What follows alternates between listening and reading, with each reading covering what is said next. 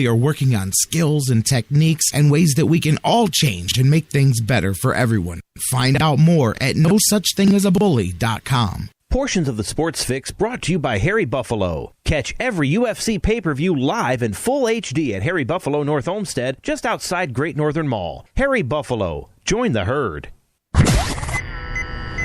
Live in Ohio, it's time to get your fix.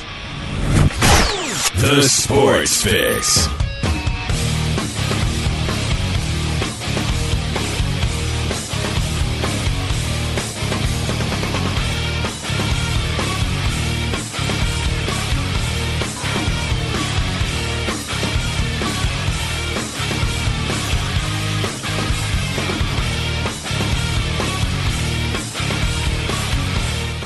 Here we go, off and running. I'll tell you what. Oh, fellas, today we're here. We had such a weekend. So many things to get into as we get rolling here to start the week. Man, what a start to the day I've had today, you guys. You know, sometimes people borrow your vehicle without asking you, you know, it's called car theft. And that's the way my morning started off. Been dealing with that, you know, went to sleep with 2 cars, woke up with 1, you know, usual Monday morning goodness, the way you like to start things off. Yep, that's where I'm at. So we're there, and it doesn't matter because the show goes on, and I'll tell you what, a ton of things here this weekend to get into. I'm going to open up the phone lines. I'm going to get you guys in on it. We've got a lot to get rolling. It's such a busy weekend. Indians, Cavs, Browns, all over the spectrum, and in between, the Pac-Man and Mayweather fight. And man, it was a huge weekend. Kentucky Derby, all kinds of stuff to do today. So the show, as they say, must go on, and we're going to make it go on right here doing the thing. And Dan Wismar is going to join us. You guys are going to get in on the phones and more. Woosah, deep breath. Let's get rolling here. Welcome into this. As I said, you know, it's been one of those mornings, and it's only going to continue. Welcome in to the Sports Fix. J-Rocc here with you guys. Let's roll on and get things going. Jerry Myers kicking things off here across the Sports Fix Radio Network. Maybe you're joining us for the first time, or maybe you're here each and every weekday at noon live. Maybe you're listening on TuneIn's radio app worldwide, on Spreaker, on Mixler, on their respective digital and mobile applications. Maybe you're listening to the show live on our home base, thesportsfix.net. If not, make sure you bookmark it. By the way, it's a great place to listen to the show each and every weekday here, and of course a great place to listen live and find all of your replays of the show, our social media widgets, and so much more right there, thesportsfix.net as well. Welcome in thousands of you guys listening on digital delay, 24 hours a day, 7 days a week. I mean, seriously, all over the place, all around the world, on sites like iHeartRadio, the world's largest internet radio provider, on iTunes, on Stitcher Radio, and SoundCloud, and CarPlay, and all of the other formats and podcasts and downloads and delays and all the ways and doohickeys that you guys listen to the show and get your fix. Thank you so much for doing it. Hey, man, day like today, thank you for being here. Keep me from getting angry and sitting over here with nothing to do but stew about things. I get to sit here and do the Sports Fix thing with you guys. So do it right back with me here. Phones are open right off the bat until we get Dan in on the conversation. 216-539-7535 is the number to call. 216-539-7535. Yes, Charles, borrowed without intent to return, otherwise known as car theft. It wasn't borrowed. Somebody stole one of my cars here. Woke up to that goodness here this morning. And just when you think you get ahead, then you get snapped right back into reality. So there you go. Yes, you did. You got an Indians win yesterday. That was good. This whole weekend, we're going to get into it. Don't throw me off the rhythm, you guys. Doing the thing, however you're doing it. Thank you so much. Phones, as I said, open. 216-539-7535. 216-539-7535. Facebook and Twitter, facebook.com/The Sports Fix. Social media, always the way to go. Tweet with us at The Sports Fix, CLE. Email us, thesportsfix@AOL.com, facebook.com/The Sports Fix. Tweet with us at The Sports Fix CLE. Email us, thesportsfix@AOL.com. Hey, Charles, cool. First game for his son at the Indians yesterday. That's pretty awesome. And I'll tell you what, we'll get more Tribe into it here in a minute. They have an up and down weekend. They did take those 2 out of 3 as we were talking on Friday. They picked some interesting ways to do it. And, man, tell you what, where do you go? You look at what they've done and how they did it this weekend. And Kluber's the one in the middle, and what a weekend it was. A couple of crazy innings in both directions. They go way down. Yesterday, you just thought might have been the straw that broke the camel's back, and then boom, maybe they wake up. I don't know. I'm very interested to see when they hit Kansas City what yesterday's game does. Is it just a blip in the radar? Is it just beating Detroit like you did and then going back the next day? Or was there something more tangible with the way they came back and won that game? And all this talk about yelling in the dugout and in the clubhouse and waking each other up and finding out who the leaders were on this team. Let's find out, because you can't say that very much. You can say that once, maybe you can get away with it twice in a season, but it's the law of diminishing returns at some point. Just like when you give the closed door meeting. I mean, when you do that, I remember reading that so many times. What does young coaches in is when they go to that too early in a season, in a long season, especially in baseball and basketball, when they go to the well of this is a must-win deal when you talk to the team and then they don't. Well, what do you do when you tell them they have to win and then they don't win? Like, then what point are you at? It becomes hard to come back with that meeting again. Same thing here. Let's see what happens, because they came back from a gut punch for sure. And wow, we're going to get into it all, you guys. And we'll talk, of course, a lot about it with Dan Wismar here. And I want to get his thoughts on the weekend there. You got the NBA playoffs, round 2. Seems like we've been waiting here in infinity here in Cleveland, waiting for everybody to catch up to us. But now the leagues have caught up. Matter of fact, Washington yesterday, going off the trail a little bit, right off the bat, told you guys, man, Atlanta is not surviving the Washington Wizards. The winner of the Bulls and the Cavs will be meeting Washington in that Eastern Conference final. I'm telling you, man, Washington's been building to this for a while. That's not a team that's coming out of nowhere. That's a talented team, and they're gonna upset the Hawks. Nobody saw it coming, but I've been telling you guys for about 2-3 weeks now to watch out for that one there, man. Good start to the series for them. Man, speaking of, I know I'm going to get to the Cavs here in a minute, but the Spurs and the Clippers ended over the weekend. This was the weekend of a million sporting events here, and the Spurs and the Clippers Game 7 was one for the ages. First off, what a shame that series, and I know I'm all over the place right now, guys, but I'm going to try to go in order here somewhat. That was a series for the ages. What a shame that those two teams had to meet and one of them had to get knocked out, because that's a final right there. That's not a first round matchup. That's a conference final right there. That was an excellent series, and hats off to both teams, including the Clippers, who did what I had no doubt they could not do, which was win back-to-back games, Game 6 and Game 7, especially Game 6 in San Antonio. They absolutely, really, think about that. Chris Paul, that was a performance for the ages, what he did in Game 7. You have to give that man credit to go out the way he did and be injured, to come back. And I mean, you can exaggerate it all you want, dragging one leg behind him up and down, but he was. I mean, that was the true definition. I hope that young Kyrie Irving sat and watched that performance with his jaw on the floor Saturday evening, because that's what you do to get past, to beat the champions, to beat a true champion pedigree like the San Antonio Spurs. It took everything. When you looked at Chris Paul and when you looked at the LA Clippers after that game, and the Spurs, but even the winners, the Clippers, you saw guys that had nothing left in the tank. They literally gave every drop of everything that they had, gave it right there just to survive. And it took that last second, those last 20 seconds or so, guys, of that game were amazing. When it looked like the Clips had it, then it looked like the Spurs had it, then it looked like the Clips had it again, but the Spurs had one second left on the clock. I mean, an incredible back and forth. What a way. Who knows if that was the last Tim Duncan game we're going to see? Is that the beginning of the breakdown? Man, that is such a tough one. I know you say, okay, out in the first round, but if I'm the Spurs, I want another run at that, man. And I know eventually you run out of one more runs, but boy, it took everything the Clippers had and then some. But Chris Paul, going back to him, that's what you do. And that is what you do as the point guard. And I know LeBron's the leader, but so is Kyrie. They're both the leaders of this team. That's what I want to see from him, because Chris Paul's the reason everybody contributed, but that is what put it over the top. What a hell of a game, you guys. A hell of a series.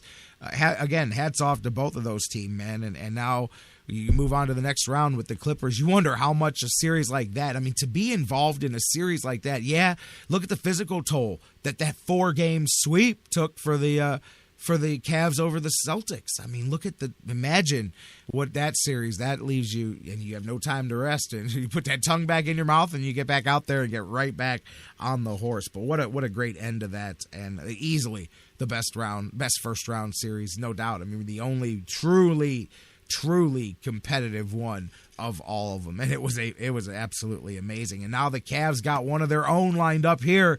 It starts tonight, man, the Cavs and the Bulls, and we're going to get deeper into that one here too, because the Cavs have to suck it up here, and they're going to, as we know, have to be, pick up the slack without several guys tonight, and you'll get J.R. Smith back, and it's going to be, oh, man, it's going to be so much fun. You know what? I've got so much to get into the draft. I mean, we've got tons to do. I know I got calls here. Let's try to get a call in. We'll try to get a call. We'll get the break. We'll get back. We'll start talking about all of this stuff. I'm going to go to you guys, though. Caller, you're first up on the Sports Fix. Hey, J-Rocc, how you doing? Hey, I'm doing well. Who's this? Is this Betty? Yeah, it's Betty. You should know my voice by now. How you doing? No, good. All good. Right. Are you ready for the Cavaliers tonight? Absolutely. Are you ready for the Cavaliers tonight? Yes, I am. You said It's not going to be a sweep. Oh no, it's going to go. I believe 7 games, and we'll get it.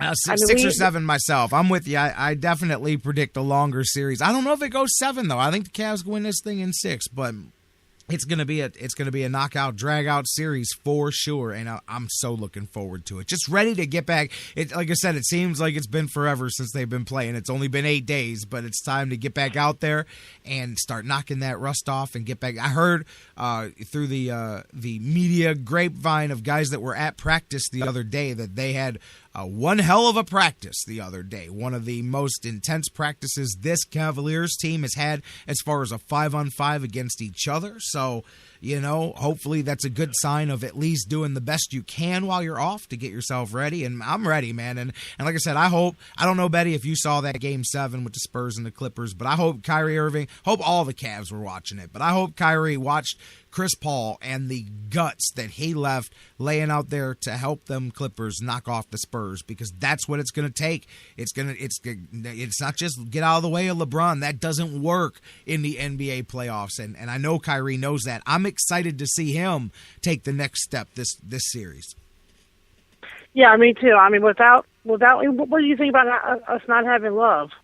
Well, I mean, that's a huge. I mean, what do you mean? What do I think? That is a huge detriment to the Cavaliers. I mean, that was going to be one of the places that they really opened things up. And what the biggest thing is that they're going to just need to find another way to move a couple of those bigs out of the way. I mean, Kyrie and LeBron. Now, here's the thing, though, is Kyrie and LeBron are not just slashers and drivers, although that's the biggest part of their game. Both of those guys are able to step back and hit those mid-range jumpers from different angles to where you won't be able to erase LeBron and Kyrie just by clogging up the lane, but you will make things difficult for him. And that's where Kevin Love steps in, because when he's out, then Noah or Mirotic or whoever it is that's guarding him has to go follow him to the three-point line, and it opens up some of those big bodies underneath and leaves those driving lanes. So as long as somebody else is able to do that, as long as you keep the respect of those Bulls, you'll be fine. But at first,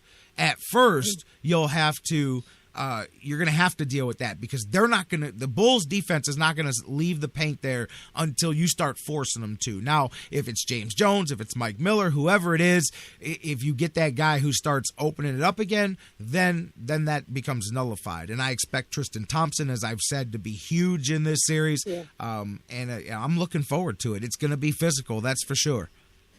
Yeah, it's going to be very physical, especially with their. But I don't think the Bulls want it. See, that's the thing, is I don't think the Bulls want that, because I think that these Cavaliers are a much, much more physical group of guys. And I know they haven't proven, it's not like they're out here getting into fistfights, but I just believe that tough guys I think it's exaggerated. I think they've got some, don't get me wrong, there's a couple guys that'll bang, but, Gasol has always been known as a little softer European style, and, Noah's Noah, and I like Mirotic, but he's got that European flair as well. I'm not saying those big bodies won't bang, but I think I'd rather bang with Tristan Thompson and Mozgov. I think they'll get nastier than the bigs will for Chicago. I think that the general public is going to be surprised that the Cavaliers are the more aggressive physical team in this series. That's my prediction. Well, they have shown that in some of these games that we've had. Mm-hmm. But but the playoffs with the Celtics was, in that last game was something else. It was too physical. But now we're going to go forward, and they'll get it. The Cavaliers will get it, because they have a lot of motivation, especially with I love our new coach. Like I said it a million times, he's got them going. He's got them doing his style of playing, and he's won championships in the EuroLeague. So I still see us going all the way. I still see it. I could be wrong. All right. So you got them. Cavs in 7 in this one. All right, Betty. Anything else here before we go? No. You're fired up? All right. Okay, later this week and check in with me on those Cavs. I will. You got it. All right, Betty. Great call, you guys. 216-539-7535. 216-539-7535. I'm going to leave the phones open. I know we've got to get the first break in the way. Speaking of the NBA, while that's out there in the air, Steph Curry going to be the MVP of the league here. LeBron James said to have finished third. I mean, you can't really get upset about that. I mean, really, LeBron missed, about a sixth of an NBA season, pretty close to that, the percentage-wise there. I mean, it would have been unprecedented for somebody to win having missed that much of the games of a season. I mean, that was really the big difference maker. And, plus having the best record, I'm sure, swayed things as well, much like it did for the coach of the year and the executive of the year and all of those things coach of the year with the Hawks, but the executive of the year, because they made such big changes over there. And again, you can make the same jokes about the Cavaliers and how they did, but I think David Griffin should have won that executive of the year. I think he put way more worthy maneuvers into his offseason than the Warriors did. The Warriors just, I don't want to say built on a pat hand, but yeah, I mean, the Warriors were that team ready to take that next step anyway. The Cavaliers were what last year? And again, you can blame it or credit it all to LeBron, and that's what everybody chose to do, but I was surprised because that one wasn't a media vote. That's the other executives around the league, and I was a little surprised that that's the way they went, but hey, it's the way they went. Anyways, MVP voting goes down. That one is in the media, and that's going to be Curry. LeBron said to finish third. No official word about that. Let's get the first break out of the way and keep this thing going. We've got tons to get into. Still more to preview here with the Cavs and the Bulls. The Indians, strange way, they find a way to take 2 out of 3 this weekend. We're going to talk about that. The NFL draft. Matter of fact, that's where we're going to go next. We've still got Tribe. We've still got Cavs. We've still got Dan Wismar joining us. We're going to shift gears and talk a little bit about the draft as the Browns. I'm going to say it right here, right now.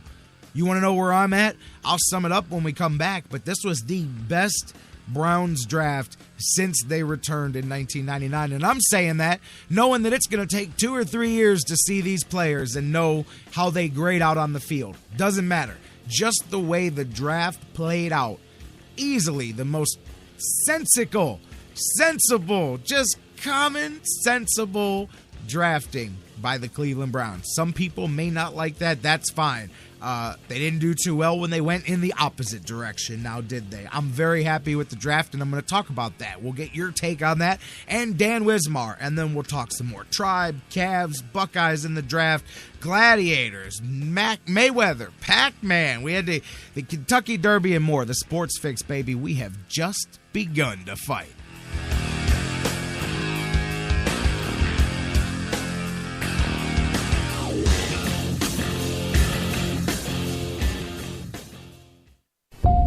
This is the Sports Fix. Are you talking to me? Yes. Are you talking to me? Yes. Are you talking to me? Yes. They call me Mr.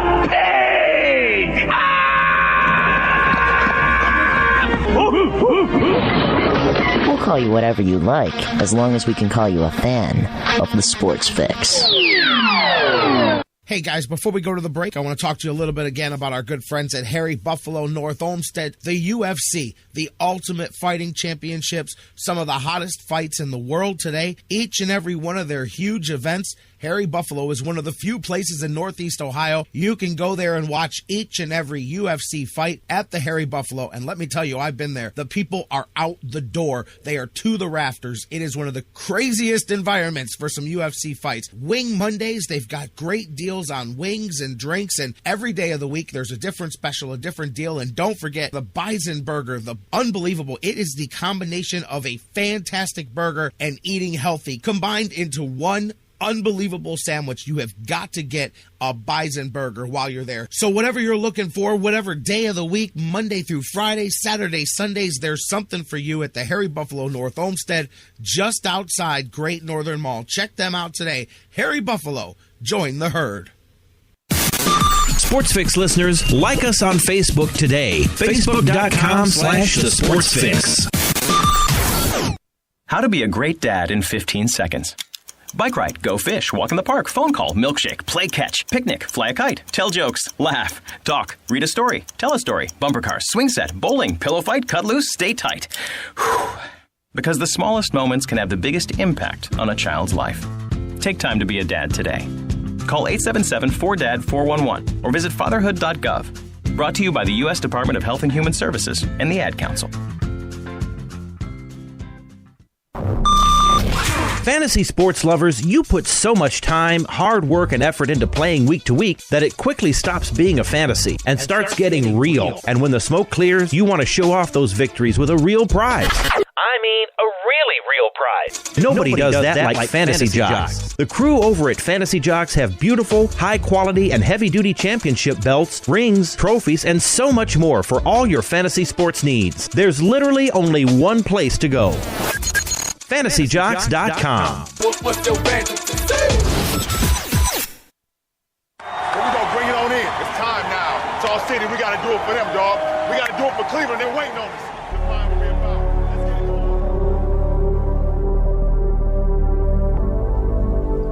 going. Every single night, every single practice, every single game, we got to give it all we got because they're going to ride with us. Everything that we do on this floor was because of this city. We owe them. We're going to grind for this city. They're going to support us, man, but we got to give it all back to them.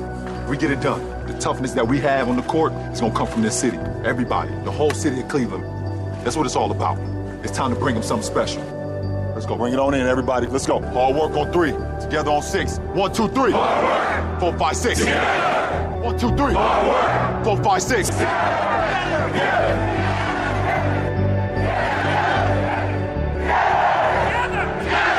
It's all us. Cleveland on 3. 1, 2, 3.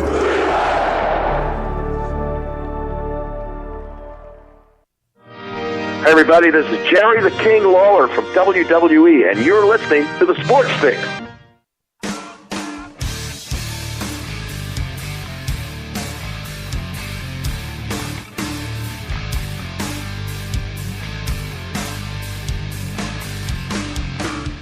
Welcome back to the Sports Fix Live. J-Rocc back with you here. Jerry Myers as we roll on, getting ready to go back to we're going to go to the phones here, too. I've got calls continuing to come in throughout the break. We're going to shift gears here and talk. Trust me, we're going in 8 million directions. Let me tell you guys, as I opened up the show, I explained to you, it's been quite the interesting morning here since about 5:35 a.m. Eastern time here in the Discovery that something wasn't where it should have been this morning. I've just been all over the place since. I literally, for those of you that listen on Spreaker, you may have noticed at the beginning of the show that I had to stop the broadcast and restart it because I had not changed the date of the program. Little things that you normally remember every day. I'm just happy to be here today. I mean, at this point, forgive me if we're bouncing all over the place, but we're going to have some fun. We're going to talk a little NFL draft here. I'm going to get into that. We'll take a break. We'll get the news. We'll get Dan Wismar in. We'll keep rolling. We've got so much to get into. I mean, a whole weekend of Indians festivities.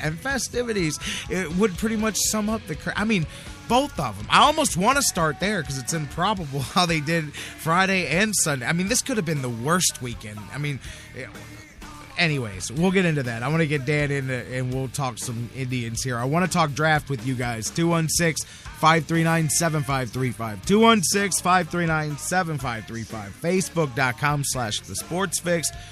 Tweet with us at TheSportsFix CLE. Email us, TheSportsFix@AOL.com. As I said, J-Rocc here, back with you. I've got calls here. Sit tight, guys. I'm going to get to you, but I said it before the break, and I'm just going to jump right in here, where the easiest place to start, and say that I am 100% loving what the Cleveland Browns did with their draft this year. They took the most number of pure bodies that they have practically since they've returned, which is for good reason, because you needed to, as they say, run up the competition, bring some depth. Some of these guys, half these guys may not make the squad. Who knows? But in general, the theory. I woke up what was it, Sunday mornings? One of the mornings this weekend, I literally woke up, went through 800 notifications on our social media, and said, you know what, I'm going back to bed, because I woke up to a morning. It was Sunday morning, because it was after the miserable Indians game on Saturday and the NFL draft wrapping up. And between the people that were unhappy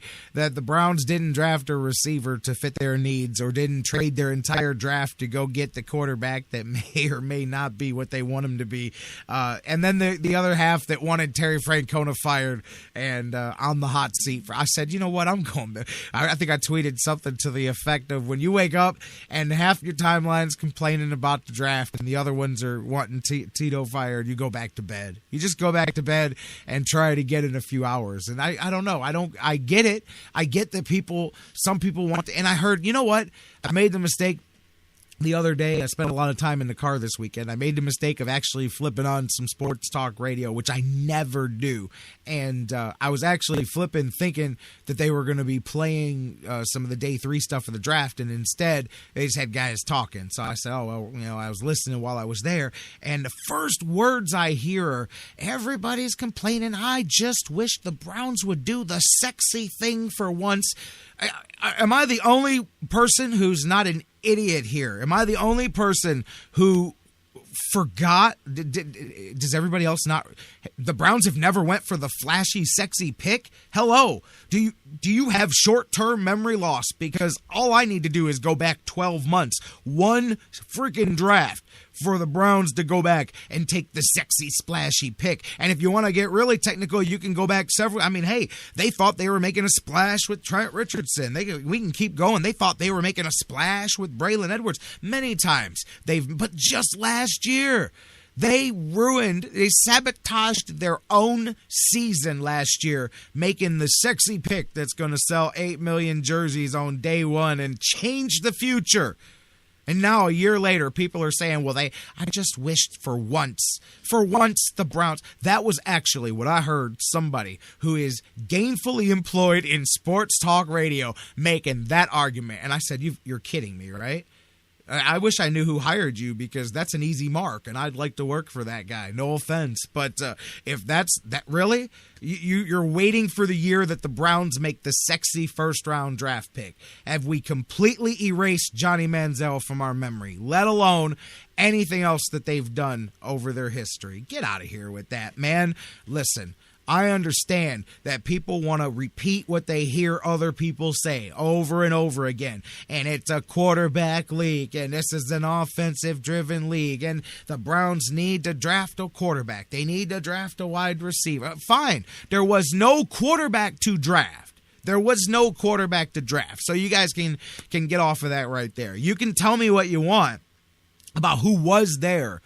Clearly, by what the Browns chose to do, in their opinion, there was no quarterback to draft. So there you go. I mean, now, whether you would have taken a flyer at a certain position with them or not, who knows? If Nate Orchard works out, do you make that argument that they didn't reach and take this guy? If this, so on and so forth. We can continue. I'm just, quarterback, did you want him to take where? Unless you wanted him to trade everything up. And the wide receiver, okay, I hear you.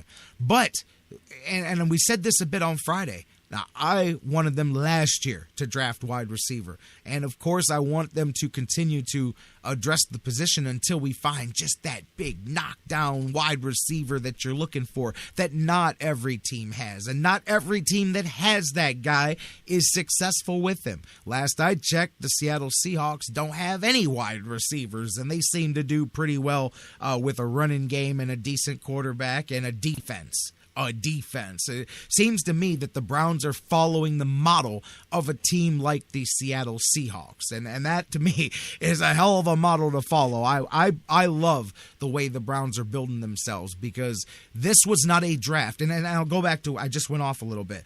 I said on Friday about the wide receivers, whatever we feel they need to do, when the Browns went and addressed that with their top 2 free agent acquisitions, they feel that they've addressed the position. That's the point that I keep trying to make to fans. It's not whatever we think or whatever. The Browns feel they put their free agent resources towards that position, which really was, and hey, Ray Farmer said afterwards, you guys were looking for me going left and I'm saying right. I was telling you guys all along exactly what I was going to do, and everybody kept looking for the misdirection, and there wasn't any. He was being straight up with that, as far as they believed that they strengthened that position and they felt they were better off addressing other places. Of course, it takes 2 or 3 years to see how these guys are going to draft. I can say, by looking at what Ray Farmer did overall in last year's draft, I am incredibly optimistic to see how this group of 12 players pans out, because I'm willing to bet that we've got 6 or 7 true ball players in this group of guys. And if that's the case, I'm telling you now, you will remember this draft as the year that the Browns really did stop clowning around when it came to building a serious, legitimate NFL team. And I know some people will say, well, every team says that after the draft, but I'm simply going by what my eyes tell me, and by them simply attacking what they needed. Same thing. Hey, okay, I understand that they didn't get Max Williams, which actually that's one that I would have loved to have seen him get. They had a shot at him there, and they let him go past, and he ends up going to Baltimore. But I see what they did as well. They've got, and hey, say it's a different skill set, but they've got 2 or 3 guys that they drafted, and when you look at a couple of the undrafted guys that they're bringing in here, where I believe there's an opportunity for somebody to jump in and come out of nowhere and be that guy. They've got several former basketball players, and that's that Antonio Gates type skill set that they look at as perhaps potential NFL tight ends here. I mean, even the wide receiver that they did draft could project in the NFL to being a tight end. So I mean, there's a lot of things that I like, and we'll get into the specifics here in a minute. We talked a bit about the first round on Friday because they wrapped that up on Thursday. I was ecstatic with what they did there because they simply got better on both sides. People want to say, well, I'm glad the Browns could afford to pass up wide receiver and build depth here and build depth there. Hey, look, they don't have depth. I mean, so for anybody that thinks the Browns have this incredible depth, you're nuts. The Browns are a team built on a bunch of toothpicks, and as soon as a couple of them get knocked out, as we saw last year, it goes downhill and downhill fast, man. I mean, good teams are too deep, starter deep at every position, and I mean, the Browns are barely getting to the point where they're 1 deep everywhere, let alone 2. So at no point do I believe a team can afford not to build up depth, but they were not just building depth. Irving was not brought here to sit on the bench and maybe replace Alex Mack. He's going to start on that line like Bitonio. I mean, clearly Ray Farmer, I think, has an eye for drafted that he is going to beat you to the punch, Alex Mack, just in case you decide to hit the bricks here early on in the contract coming up when you've got your out clause after next season. And then you can continue to look on. He attacked pass rusher. He attacked some more defensive back. Don't even get me going on EFO. I'm going to wait for Dan Wismar to talk about that. That could be nothing. could be something that later on down the road people are going, wow, that one was a good deal for the Browns. But they attacked several key positions. They got I was surprised at the number of bodies. I thought they would go more quantity than quality, but clearly they want to infuse this team with youth and speed, and that's, I think, what they accomplished here with this draft. We won't be able to grade the individual players out, but I wanted to start. I was amazed at some people with the reactions of not. That line got me.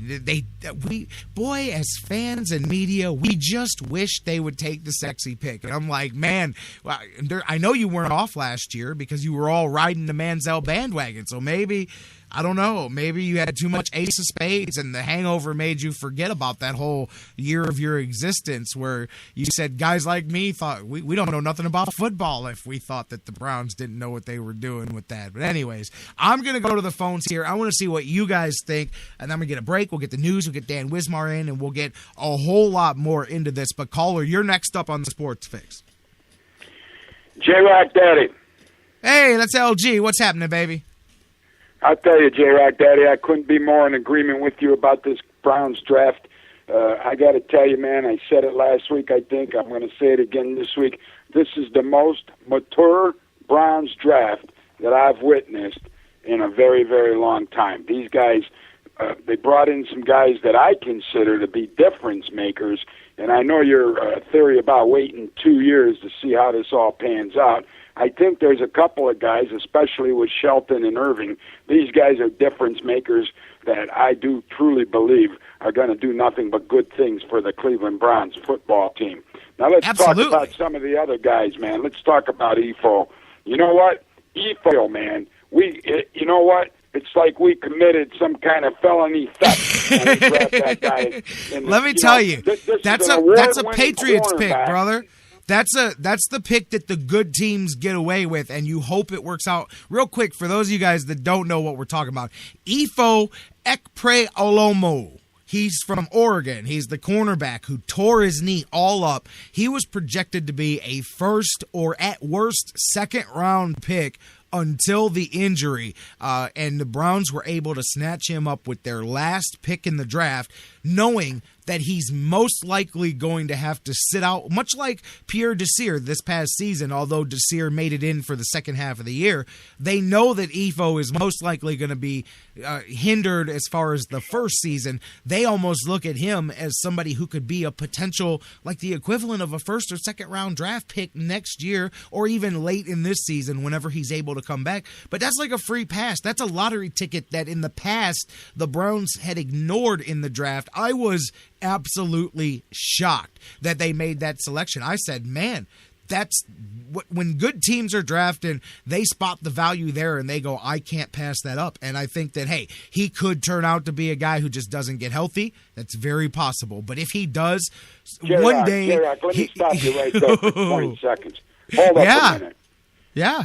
Ifo came out today on Twitter and guaranteed he's going to get healthy. He guaranteed that he is going to dedicate his whole life to playing Cleveland Browns football, and he guaranteed he is going to be great in the NFL. This guy is legitimately ecstatic about, yes. You know what? Let's just talk about this for a minute. I don't know one guy in this draft that isn't ecstatic about being a Cleveland Brown. You know, you talked about Trent Richardson moments ago.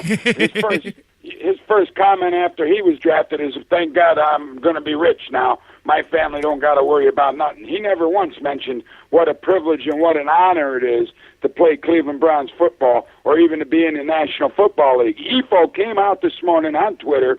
He thanked the Cleveland Browns organization for taking a gamble by taking him, and he guaranteed he's going to be back, and he's going to make the city of Cleveland, the dog pound, and the Cleveland Browns organization glad that they risked the pick. And really, J-Rocc, a seventh-round pick. It wasn't a risk. Exactly. I mean, yes, where was Tom Brady? Wasn't he a sixth-round draft pick? I'm telling you, I'm with you, LG, and I agree. I mean, I love to hear that, by the way, the confidence. But, I mean, for those of you guys that get into guys like Mel Kiper had Ifo Ekpe-Olomu as the top senior cornerback heading into this draft. I mean, he was definitely... Listen to what you just said. The top senior cornerback. Now, think about this for a minute, man.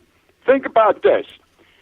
You said the guy's probably going to sit out the 2015 season, which is at least half idea. of it. You got to figure he sits out at least some of it because it takes. He just got hurt. Back in January?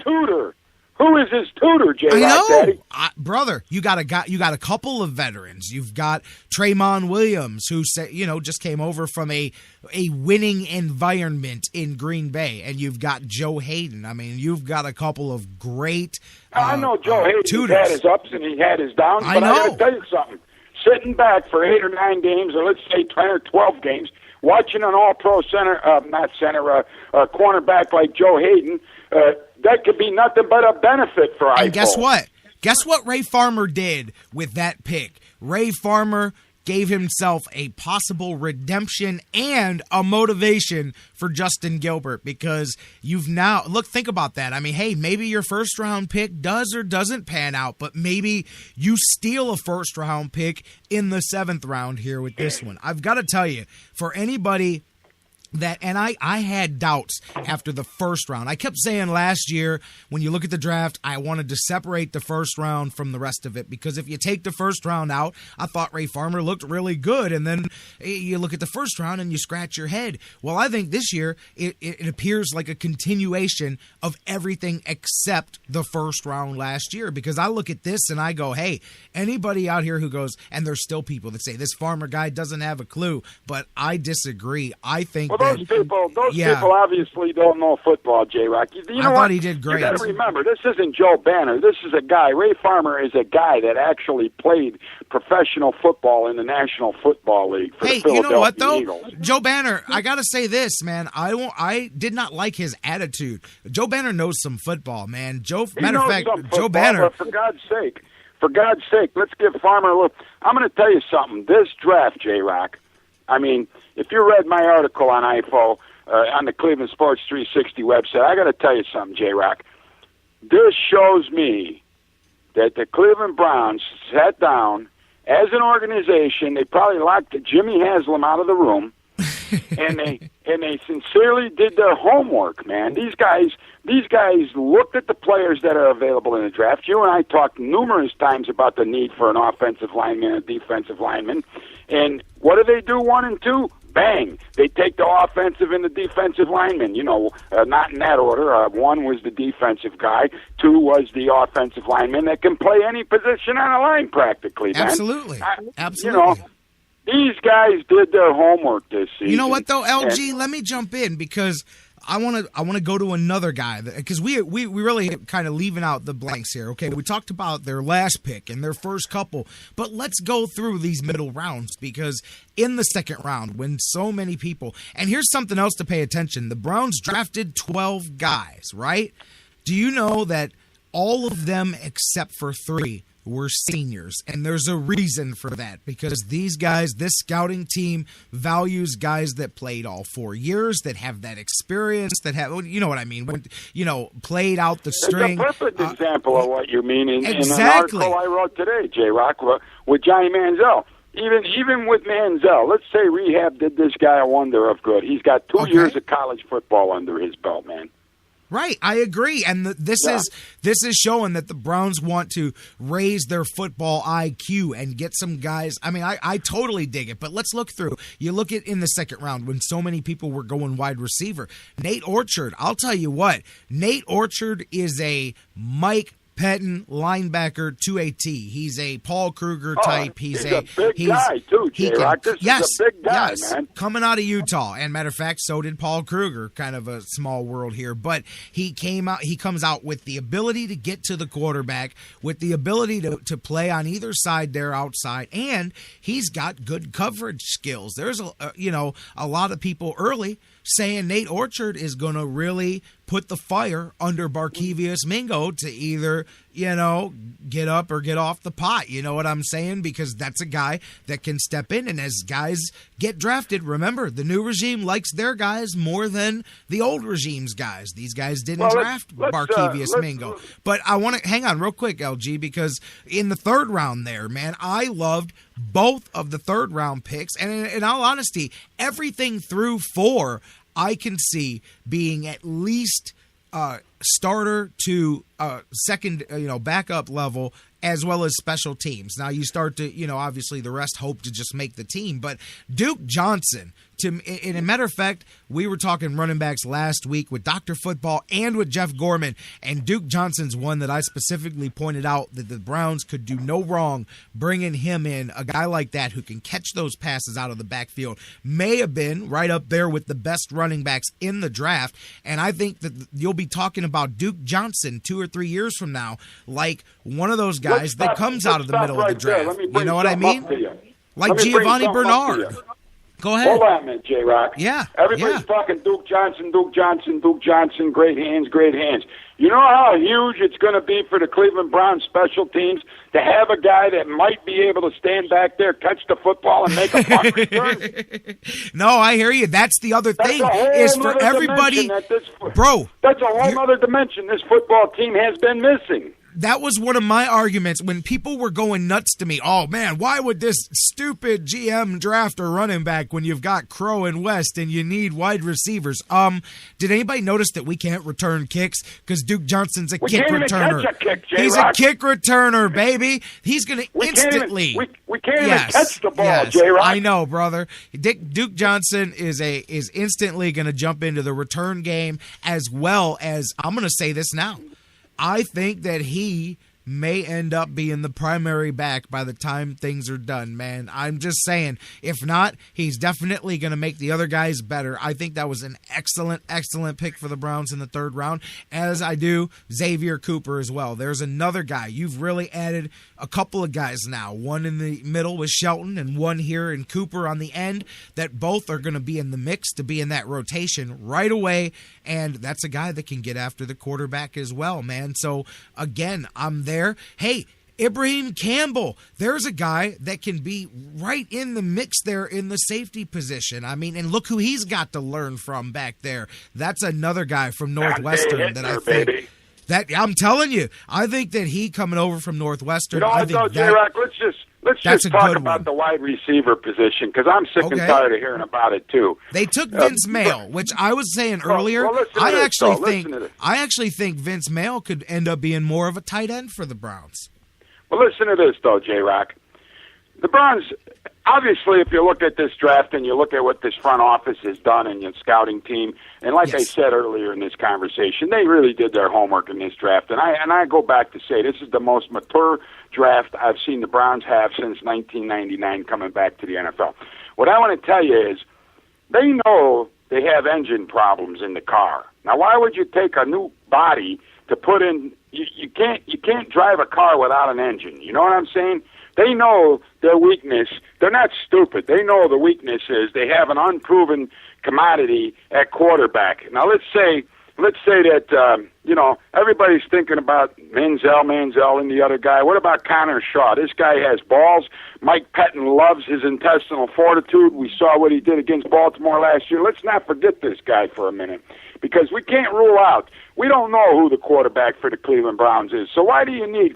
You got to like what the Browns are doing. They're beefing up their defense. They got to hold the other opponents from scoring a lot of points. You got to be able to stop the run. The Cleveland Browns obviously have been weak in that area for the last 4 seasons, if you think about it, J-Rocc. Absolutely.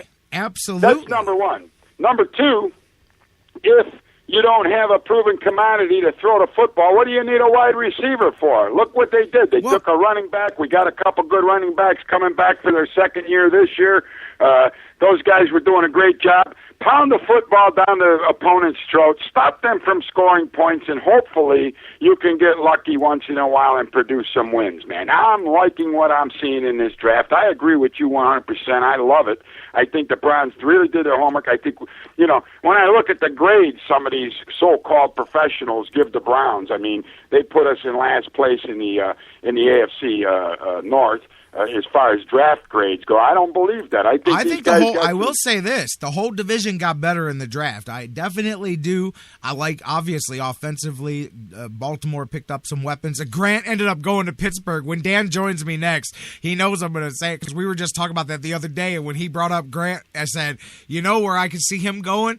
Pittsburgh. And boom, that's exactly where he ended up going because I just saw him as a fit for the Steelers type of ball there. But no, man, I'm with you. I think the whole division did draft well, though, but I think the Browns did themselves. We'll know how well in a couple of years, but I think the Browns acquitted themselves well. Honestly, in this draft. In my opinion, the only guy that may not be a solid contributor this season is Eifel, and it's only because of the injury. Well, I'll be honest with you. I wouldn't go. Let's not go that far now, LG. I mean, there's a reason. Each one of these guys have the possibility of contributing something to this football team. I agree, but I don't think you're going to Pro Bowl. I'm not saying they're going to make the Pro Bowl, J-Rocc, but I'm saying each guy has the ability to go out there and produce something positive for this football team.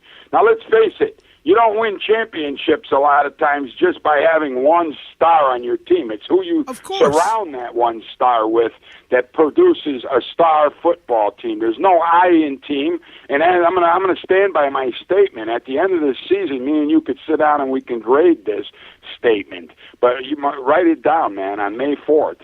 LG says each guy in this draft, with the exception of Eifel, can go out on the field this coming season and produce something positive, J-Rocc, even if it's one play. I'm telling you, all these guys are football-capable dudes that this Cleveland Browns organization took in the draft. If you go back to last year and you think about Manziel, I knew this guy was not NFL ready. He was not NFL football capable, man. I know, my man. I know. And hey, and you know what? I hate to bring up Manziel. We could go back to 2012. We took Brandon Wheaton. Here was another guy. He's a deer in the headlights. Trent Richardson, I told you was going to be a bust. Here's a guy you take with screws holding every tendon in both ankles, man. I mean, come on. He needed knee surgery before the preseason even started. I agree. LG, I agree. Those are, you know what, J-Rocc, first-round draft picks are like winning the lottery, man. It doesn't happen all the time, and they we've valued. They have to be valued. I understand that. And you know what? We've burnt through so many of them. I'm loving what we did here with the first two first-round picks this year. I believe that those two big guys are going to be solid contributors to the Cleveland Browns football organization. Absolutely. I can't wait to see what happens, man. That's what I'm going to tell you. I agree with you, LG. And you know what? I'll end this conversation on the flip side of what we were just talking about. You're talking about the first-round picks. How about last year we saw the success that Ray Farmer had with the undrafted free agents? There's a couple of guys. I mean, hey, you know, it's so against the odds for these guys to make it. But hell, 40% of the NFL is made up of undrafted guys. And I'll throw two that the Browns signed that I think have legitimate chances of making this squad. Kyle Prater from Northwestern. He's a big guy, 6'4", about 225, big wide receiver. But I see him as perhaps a tight end in the NFL, playing that Jordan Cameron role. I could see Kyle Prater making this squad as a Jordan Cameron type if you know, things play out that well, if he stays healthy, because that's one of the problems is that he was always banged up. And Tyler Luce from Northern Illinois is an offensive lineman. He's a big guy, 6'5", about 300-plus pounds. He's a guy that can that has a lot of potential to grow. They say he hasn't filled in his body yet, and he's got a lot of potential. But that's a guy, too, that I think. But, I mean, there's tons of guys, man. I mean, Elliott Porter's another one who comes from LSU, and he's one of the few that the Browns gave a signing bonus to, so he was pretty coveted by teams. There's a third one that I think has a chance to perhaps make this squad, maybe even at the practice squad or whatever, but there's another one, and keep him in mind because his natural position is also center. But anytime a team pays that small bonus, that means that there was at least a handful of other teams that were looking for them. But as we saw last year, Kwan Williams, I mean, there's several undrafted free agents that the Browns have been able to find, and they're bringing in another 7 or 8 of them here. There was a fullback, too, out of Arizona State that's a pretty big boy, too. It'll be interesting to see, but I feel good. That's where you come back to all these people talking about not sexy, but like you just said, look at 40% of the free agents in the NFL coming that aren't even drafted, man. You don't always find sex in the draft, man. You know what? I got to tell you, the biggest impact player that I think we're going to see right off the get-go is Danny Shelton, man. I mean, look at the size of this guy. I agree. Look at his attitude. The guy is a proven leader. He doesn't dance to anybody but his own beat.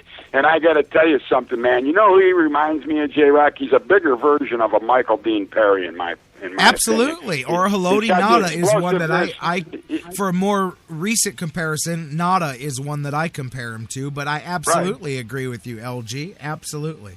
You know, he's got the explosiveness off the snap. He's got the first step that can get inside and get to that quarterback. He can stop the run. I got to tell you something, man. I'm excited to see Danny Shelton in a Browns uniform, man. And, this guy's a firm believer in coming to Cleveland. You saw how excited he was when he bear-hugged Roger Goodell when he got drafted to the Cleveland Browns. Yeah, he was. He's got that Samoan in him, too. Again, J-Rocc. All these guys are legitimately excited about coming to the Cleveland Browns. And when you got that kind of excitement, that's going to elevate your physical performance on the field 110%, man. We're not going to see guys out there giving 80% or 75%. We're not going to hear complaining, oh, I got drafted to Cleveland. For the first time in a long time, I'm totally excited that these guys are excited to be a member of the Cleveland Browns football team. And J-Rocc, that's how you win, baby. That's how you win. And I'm looking forward to it, man.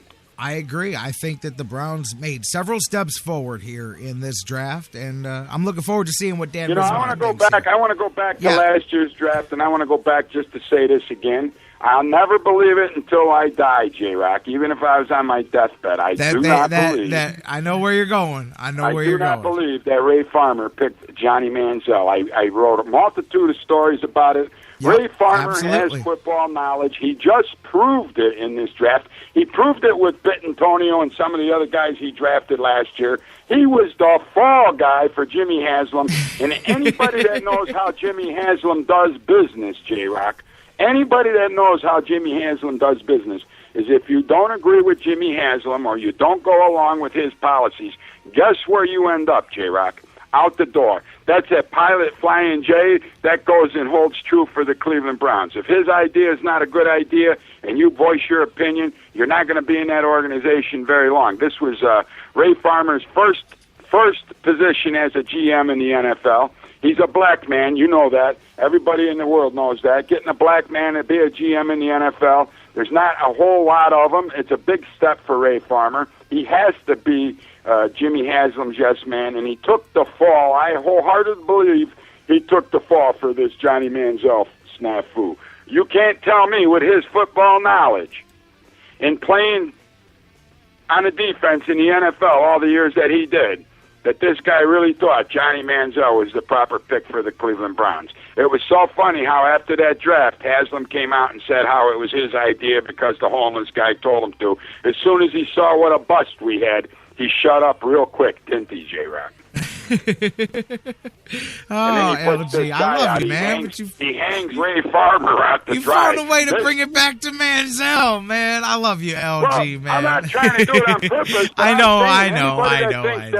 Anybody that thinks that Ray Farmer screwed up this draft by not taking a wide receiver absolutely doesn't know anything about football, J-Rocc, because, like I said, we need a solid engine to get the car down the field. What's the sense of sending the car down the field if you got no engine to drive it, man? If you can't get the ball down there to that guy, you got problems, man. LG, my man, I'm with you, but I'm up against it. Top of the hour, I got to go, my friend. All right, J-Rocc, Daddy, like I said, I'm excited. I can't wait. And let's go Cavs tonight, man. We're starting out with the Bulls. I think this is going to be a very physical series. I like what the Cavs brought into Boston for the last game. I hope they continue to play that kind of physical basketball and we don't take no crap from them Chicago Bulls and we get this series over with quickly. And God forbid we suffer another injury. Everybody pray for the Cleveland Cavaliers to come out of this unscathed and with a victory tonight. I'll talk to you soon, J-Rocc Daddy. Keep up the good work. And go Browns, baby! You got it, my man. LG's crazy from Cleveland Sports 360. I love it. Way to fire it up. Let's take a break, get you some news. Hey, if you're listening on Mixlr, you'll get interrupted for 1 second as we start over into hour 2. Don't go anywhere. After the news, Dan Wismar joins us next, talking Browns, Cavs, and Tribe, and so much more. Hour 2 of the Sports Fix up next after the news.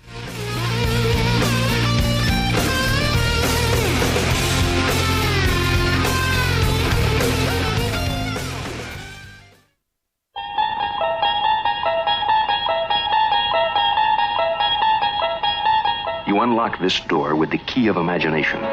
Beyond it is another dimension. A dimension of sound. A dimension of mind. You're moving into a land of both shadow and substance, of things and ideas. You've just crossed over into... The Sports Fix. We'll be right back. It's an addiction. The Sports Fix. We'll be right back. Business owners and professionals, do you want to take your business, your product, your team, your event to the next level? You want to advertise right here with the Sports Fix. Our listeners are among the most loyal listeners, terrestrial or internet. The Sports Fix universe is not only the radio show, but tens of thousands of fans on Facebook and Twitter. Email me, Jerry Myers, thesportsfix@AOL.com. That's thesportsfix@AOL.com. And let me help you swing for the fences and hit it out of the park right here on the Sports Fix. Whether it's an oil change or a new set of tires, Quick Lane at Valley Ford Truck has you covered for your car care needs. They're your neighborhood quick service experts. They also offer a low price tire guarantee. Choose from 13 brands, and if you find the same tires at a lower price within 30 days, Quick Lane at Valley Ford will refund the difference. 5715 Canal Road, right under the 480 bridge in Valley View. Come see why life is better in the Quick Lane. QuickLane.com/Valley Ford Truck.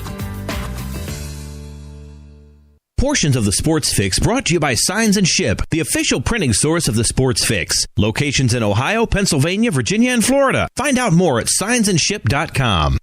News break.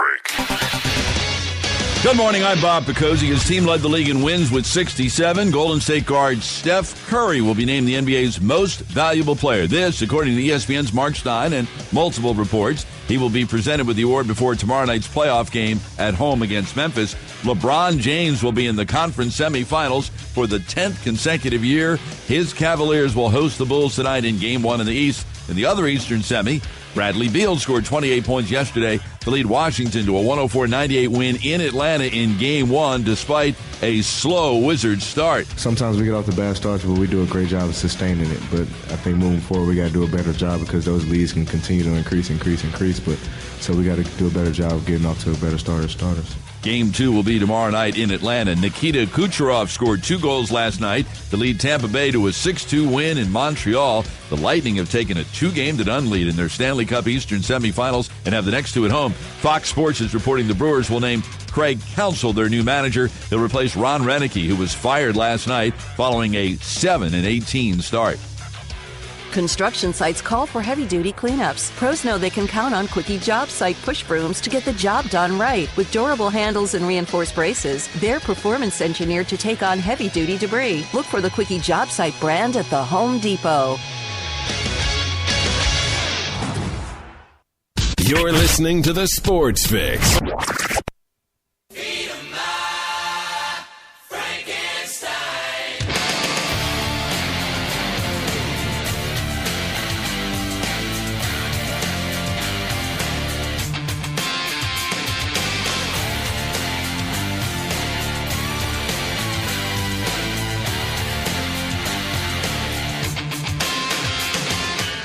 Welcome back to the Sports Fix Live. J-Rocc back with you here as we roll on hour 2, getting ready to get going here on the Sports Fix. Dan Wismar is going to join me on the hotline in just a moment. We're talking, man, a busy weekend. Cavs and Browns. The Cavs are tonight, baby, and the Browns wrapped up what I feel was a successful, at least at this stage of what you can judge as successful. I mean, look, trust me, as I said, I mean, we're going to do the couple years later thing. But I feel good about the Browns draft. And the Indians, we haven't really dove too deep into them yet. They found a way, improbably, to win 2 out of 3 crazy games this weekend.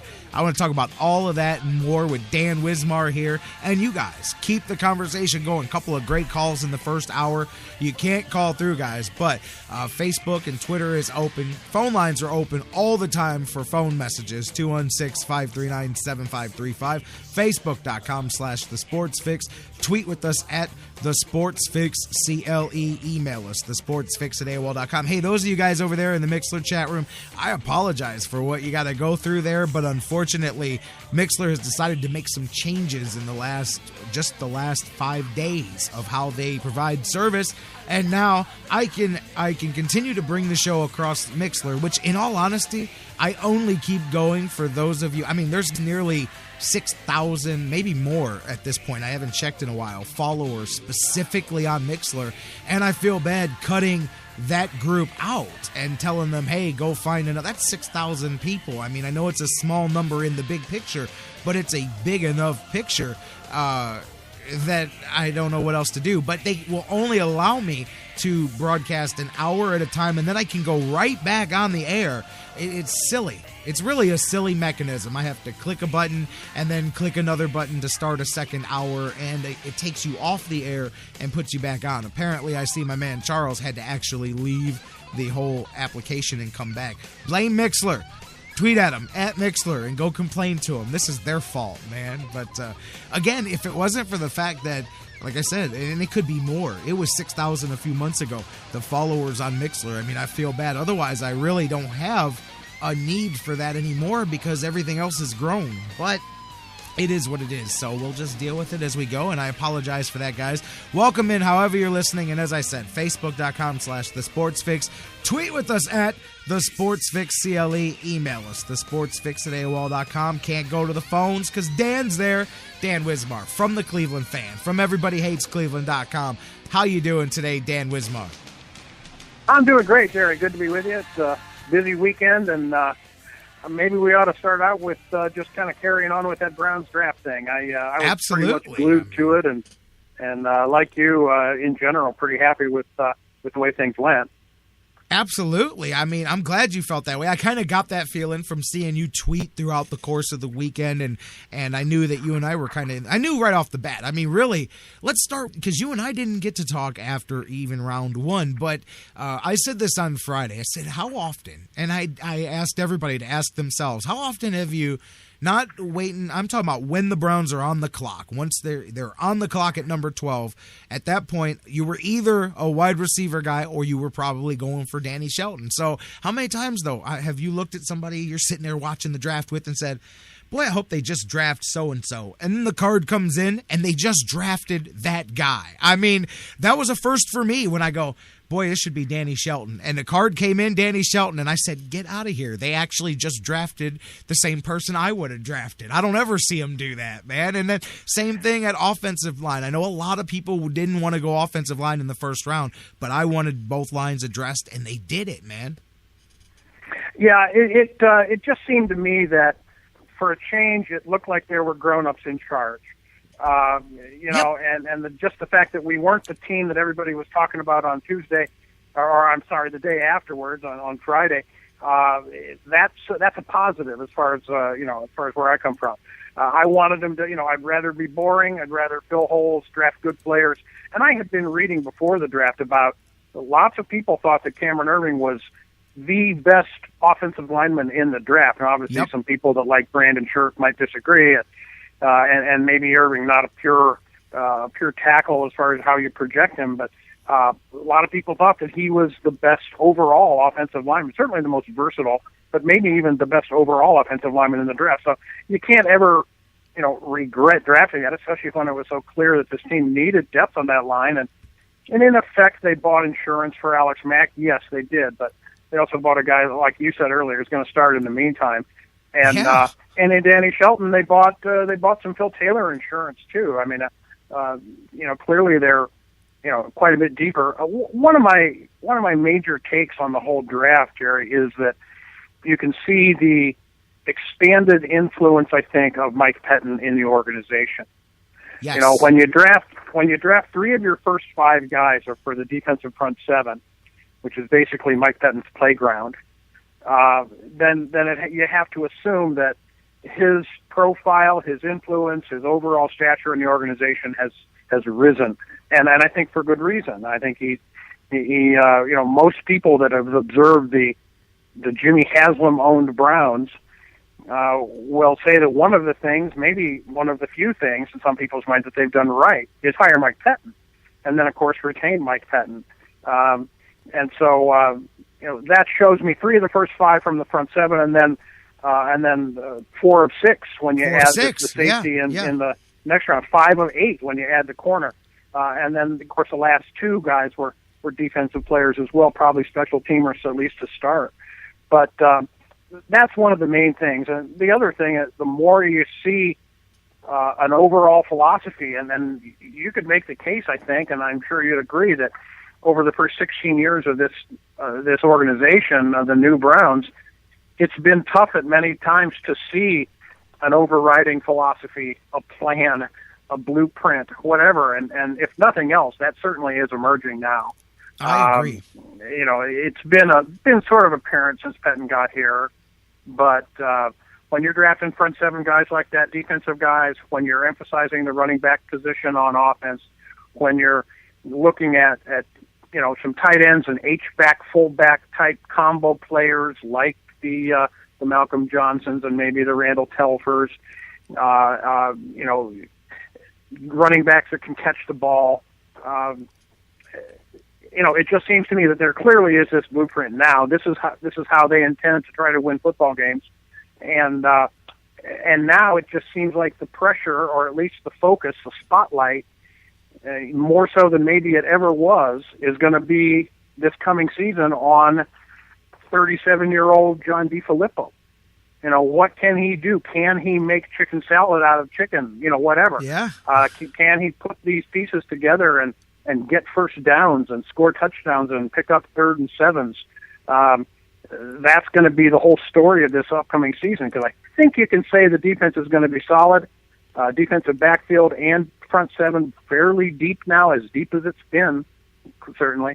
And with the head coach, sort of at least a proven defensive mind, at the controls, that the defense will be there. And so the question really will fall on this unproven young offensive coordinator and maybe less than 100% above average NFL quarterbacking and maybe sub average wide receivers, with good running backs, good offensive line, decent tight ends. Can they execute enough offensively to win football games? And so I think that's just right now that pressure, that focus is on that offensive coordinator position, and DeFilippo, and maybe he can work some magic, but certainly the eyes are going to be on him. For sure, and that's a great point. But, and I look at some, and I was kind of saying this earlier, when you talk about guys getting mad about them not being sexy, which that argument just, nobody, when I literally heard somebody made that argument, and I said, if they get paid for this, and they still had their job 5 minutes later, a year after Johnny Manziel, going to say, well, you can't blame us for just wishing for once the Browns would make a sexy pick. And I'm like, did you just move to Cleveland last week? I mean, come on, man. But anyways, getting past that, I look at some of the teams that have been at the top in the last few years. The Seattles, the San Franciscos, Baltimore, New England. Now, all the good teams have quarterbacks, and that has to be addressed. Maybe not this year, but eventually here by the Browns for them to truly, I think, figure it out. Wide receivers, where I disagree, is simply tons of teams win without a star wide receiver. Not a stud, but a star. Like, the name doesn't matter. Baltimore, they find guys like Torrey Smith in the middle of nowhere and out of the draft, middle round draft pick that blows up, becomes a great wide receiver, but he wasn't a star. You know what I mean? I mean, New England's never had, they eventually, a couple will turn into stars and then they leave elsewhere, but they've many times meandered with an unknown crew of wide receivers around Tom Brady. Seattle still looking for wide receivers. San Francisco, maybe Crabtree thought he was a stud, but he wasn't really. So, these are teams that win with defense and running games, and yes, solid quarterback play to above average for sure. But you don't have to have star wide receivers. You just have to have wide receivers that function in the whatever of what you do. And I don't think the Browns wide receiver core is horrible. Maybe they think it's better than I do. I actually like Dwayne Bowe. I don't know that obviously going to score 1,500 yards and all these touchdowns, but I like Dwayne Bowe. He's a big-bodied guy, and I think I like him. Hartline, whatever. But I love Hawkins, and I think that, the Browns have an adequate wide receiver core. Would I like to see it better? Yes. But I just don't think teams need star wide receivers. They help, but the quarterback is much more important. Now, that argument we can do all day long, but I think the Browns are okay at wide receiver. I'd like to see... Yeah, well, I would agree, Jerry. And then here's my thing about the quarterback position. Obviously, just from looking at last year's playoff teams that I think, 7 out of 8 teams that were in the playoffs had a quarterback that either had a Super Bowl ring or multiple Super Bowl rings already before last season, before the playoffs began. So that's obviously, but I look at it this way. The Browns have upgraded their talent considerably on both sides of the ball. Yep. They're a 7-win team coming into the season. If anyone wants to try to tell me that it's impossible for them to get a level of quarterback play that is the equal or better than that of Brian Hoyer last year, then I don't buy that. I don't go along with that. I don't think it's out of the realm of possibility that the quarterback play this team gets in 2015 will be less than, by necessity, less than what they got out of Brian Hoyer last year. Because I just don't buy it. I think it's possible that it's going to be as good or better. And if it's as good or better, then certainly the schedule is tougher, but we're not looking at a 4-12 season. No. Just because I think the team is better than that, and I think that the defense will keep the team in a lot of games. You need adequate quarterback play while you're still and forever trying to bridge this gap between now and having a franchise quarterback on the roster. But if you've upgraded at all these other positions, and clearly they've done quite a bit of that, certainly some depth in the defensive backfield, the depth in defense overall, and the depth on the offensive line, and the depth at tight end. There's a couple of glaring weaknesses maybe where the team could use a blue chip talent, but you are starting at a 7-win baseline, and like I said, I'm just unpersuaded that with a new coach and with some new talent and possibly a Manziel or the veteran McCown coming in here, that you can just necessarily count on the fact that you're going to get subpar quarterback play less than the level that Hoyer gave you. Just not convinced of that.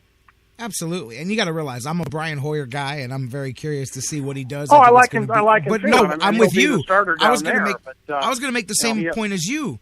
Is separate. When this is what I was going to say for my fellow Brian Hoyer fans. I agree with you, because what you've got to do is separate what you think Brian Hoyer would have done last year without the distraction and the Johnny Manziel. Without all of that, you may feel, because I do feel, that the season would have went differently. What Dan is saying is absolutely agreeable. What we ended up getting overall at the quarterback position the entire season, it's hard to believe that we can't at least match that, because overall it wasn't that great to begin with. So that's where it is. That's my point. It's not like we're trying to upgrade exactly from Drew Brees or Tom Brady.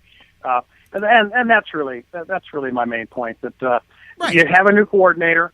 You've got maybe some new weapons on this team. If you look at, I like the fact that you lost Cameron, who gave you a downfield offensive weapon threat at the tight end position, but maybe some combination of Vince Mailey, Malcolm Johnson, Randall Telfer can give you some of that same stuff, at least in the long term, if not immediately. You read some of the scouting reports. I like the idea that Mailey is going to be possibly a tight end type convert. He played basketball. Certainly big enough. I don't know if you watched his highlight reel, but he's pretty impressive. Had a big season last year, obviously in a pass-happy, kind of a system there at Washington State, and in a wide-open league like the Pac-12. Yes. but he went up against good opponents. They played the Oregons and USCs and UCLA's of the world, and he racked up 1,400 yards and 9 touchdowns or whatever it was. So he's obviously a talent with some size, if not breakaway speed. He just started playing football 2 years ago. He's only been playing football for 2 years. He was a basketball player, and that's where, you could really see maybe them going, hey, this is the next Jordan Cameron skill set right here. It's a guy with a big body. He's, 6'3", 220-ish, something like that. So I'm telling you, and the fact that he's such a baby football-wise, it's really clay where you can mold him because he's not really locked into bad habits, not locked into certain things, and they say he's got a good run down the deep ball. He's able to do, there's a lot of stuff about him that I go, man, maybe he's not a top flight wide receiver, but I bet you he can be every bit the tight end that Jordan Cameron was. And so that's kind of what I'm excited to see because he's got the same skill set.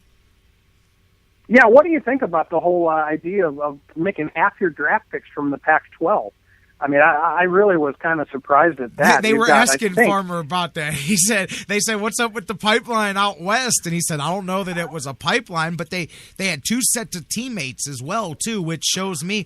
And I like that because that tells me that you're there looking at somebody and somebody else catches your eye. I'm cool with that. But they got pair of Washington State guys, pair of USC guys there. But yeah, they went out West Coast. These players, man, I don't know. Six out of 12, I believe. I mean, you've got the Washington kid and the Oregon kid, and this are your 2 sets of teammates. So, like we were both kind of tweeting yesterday, Ekpre Olomu. That could be something, man. Low risk, high return, and I had not heard what LG was telling you earlier about the kid tweeting out today how excited he is and how committed he is and enthusiastic about being a Brown. That's obviously great to hear. One thing you worry about when you draft, West Coast players, that there's going to be some culture shock coming to Cleveland, Ohio. Coming to Cleveland. And, so you'd like to. It's obviously encouraging to hear that the kid's all in. At least in terms of his attitude, if not his wheels. We'll see how the knee heals. But it's tough, obviously, for him to have. And when someone said that he injured his knee in January, no, he didn't injure his knee in January. He injured his knee a year ago, December. Before the Rose Bowl. Getting ready for the Rose Bowl of a year ago. Is my understanding, and isn't that not right? I mean, he missed this whole season. He made $3 million by not being drafted last year. He had an insurance that was policy. An interesting. Yeah, tell the story of that. That was an interesting article you had tweeted out about that. $3 million. Like many of these kids do, and he was the number 1 cornerback in last year's draft. He and Bradley Roby were like 1-2 in the rankings of last year's cornerback. No, he was hurt this past year. He took out an insurance policy that was going to pay him $3 million if he did not get drafted at all. And no. He tore up his knee. You're wrong. He was hurt this past fall. He was hurt in practice before the game with Florida State. Oh, okay. All right. He just had insurance like many draft picks do. They get the insurance against an injury because he was already projected to go. I think his best projections had him at the top of the second round or so. And in the end of the first round. So I think that was what he insured against, and it turned out to be in his best interest that he did. But it was during practice for the Florida State game that he tore the ACL up. So yeah, he's got probably a full 6-8 months of rehab left to go. At least 6 more months, I would say, because it's only been 4.5-5 months since he's been hurt. Yeah, that's true. You'd think he would have to sit that out, at least the first part of the season. You can normally look at least a full year with a major ACL, and his was supposedly a major one. Yeah. But, and I wasn't sure about that. They were saying that by not getting drafted, he got this $3 million contract. Well, he was drafted, obviously, in round 7 by the Browns. So that may be what had confused me on it, thinking it was a year ago. And the fact that he was a year ago projected as the top cornerback in the draft, and then obviously decided to to stay in school. Well, that was what the insurance was. He still gets that money. He had insured himself against an injury costing him, and that was the amount, was the $3 million, because that's the difference it's going to cost him from drafted in the first round to drafted where he was at the bottom of the draft. You know, guys do that a lot. The basketball players especially do that a ton, get the insurance against injury in case they're not drafted the following year. A lot of times those guys will insure like $10 million a year or something like that to ensure their future earnings. But yeah, still, I mean, and again, I'm with you looking at so much of what they did. I mean, even if he sits out a year, and man, what an insurance that is, that maybe Gilbert doesn't pan out, but hey, maybe this guy does, you know? I mean, that's a pick that the Browns don't normally make. I equate it to this whole draft I've been comparing to a Patriots type draft, that's what a good solid team does. When it comes up, they don't try to fix last year's mistake. They just take the best guy on their board. And I know every team will tell you that they wanted every guy that they drafted, but I found some genuineness in Ray Farmer because you could tell the way he talked about certain guys and how they really hoped this guy would be. And then some of the guys verified that by saying, hey, up this week, the Browns took me out to dinner. We were talking. They told me I was on their radar and that they'd really love to have me. So that gives some credence that they really did land a bunch of guys they wanted, that they put a lot of time scouting in. And there's another difference.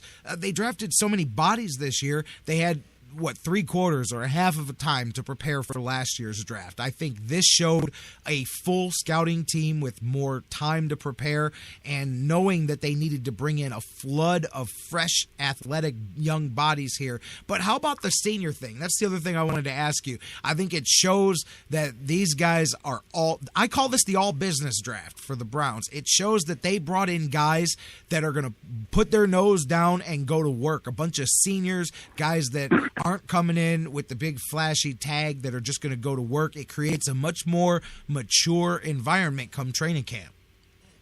Yeah, you don't really know how to take, every team says they want competitive guys, tough guys, smart guys. But I really do believe that that is a Mike Pettin stamp and possibly a Ray Farmer stamp on this organization as well.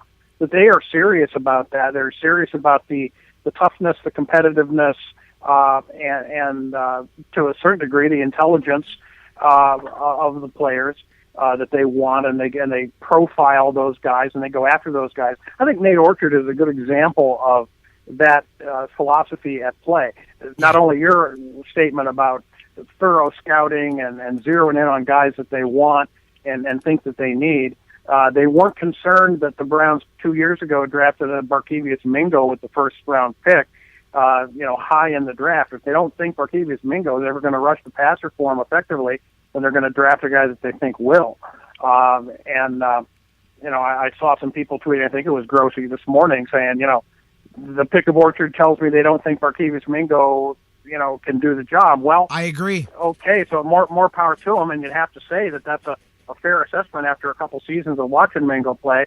Plus, they're also, there isn't a shortage necessarily of outside linebackers on this roster. You've got Kruger there. You're converting Armonte Bryant to an outside linebacker. Now you've drafted, Orchard here. You've got Mingo still hanging around at the position. So, yeah, it does tell you something that, they passed by a number of, a couple of Jalen Strongs and wide receivers that could have really helped this roster, and that they knew that the fans and everybody across the country was sort of clamoring for them to take this wide receiver. They stuck to their guns. They took the guy that they liked the best. They took the guy at a position of need. They took a guy that's going to get after the quarterback on Sundays, and that they felt good about, and that it had all those attributes that they value. So it took some guts for them to do what they did, follow their plan, follow their philosophy, and it's nice as a Browns fan to see that there finally is such a thing as a plan and a philosophy. So it's very encouraging to me. I liked what I saw in general. I liked the fact they drafted to the safety position. I liked the idea that late in the draft they went back and got 2 or 3 guys in this, Johnson and Telfer and Maley even, that they can look at as being downfield weapons from either the H-back or the tight end type of slot. It tells me that they're going to emphasize a short to intermediate passing game in the absence of maybe game-breaking wide receivers. They're going to focus on, picking up first downs on 3rd and 5 and 6 and 7 with tight ends and with running backs that can catch the ball, and in the Duke Johnson pick and some of those other later round selections. So you can see even on offense where that philosophy is. Get depth at the running back position. You've seen over the years how guys like Richardson and Montario Hardesty and these other running backs can drop like flies as you get through the exhibition season and into the regular season. They get hurt. That's what running backs do.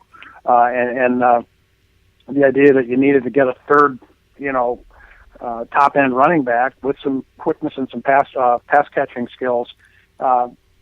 Again, it's the philosophy. It's we're going to run the ball. We're going to draft an offensive lineman, Kim Irving, to mow some people down in front of these running backs. And the only thing that gives me pause, Jerry, is that you know that running the ball in the NFL is hard, even when you've got a vertical passing attack to concern defenses. And if you don't have that passing attack, then teams are going to dare you to run the ball and load the box and try to stuff the run. And so it's obviously it's hard to do it without a downfield passing threat. But Dan, so we're going to have to at least establish some of that in order to run the ball. I do think that they can go downfield a little bit more here, but it's not just that. They had, until the offensive line fell apart and the running game fell apart, whoever the quarterback is, you got to believe that that play-action game with that running attack, at least until the offensive line falls apart again or whatever, which hopefully doesn't happen this season, those guys were running wide open no matter who the quarterback's going to be. I mean, it wasn't just a Brian Hoyer thing. The ability to run had made the play action work in the first half of the season, which is what led to some of Hoyer's success as well. So I got to think, no matter who the quarterback is, assuming no catastrophic injuries and now beefing up the run game even more, I've got to think that they'll at least continue along that path with that play-action game that was incredibly effective at getting even mid-range wide receivers open. So, I mean, I think that's part of what they look at, too, within the scheme. I mean, you can stack the line on the run all you want, but the first time you get beat on the play-action downfield, you have to back that off. And I do believe that they've got just enough to be able to do that. They were able to do it last year with a weaker wide receiver core. So I have no reason to doubt that until they have struggles in the offensive game, and that will come with an injury or something like that, I think the passing game can be as effective, as much like what you said, as it was in the first half of last year, because those were guys, some of them were practically running wide open due to the bite on the play action.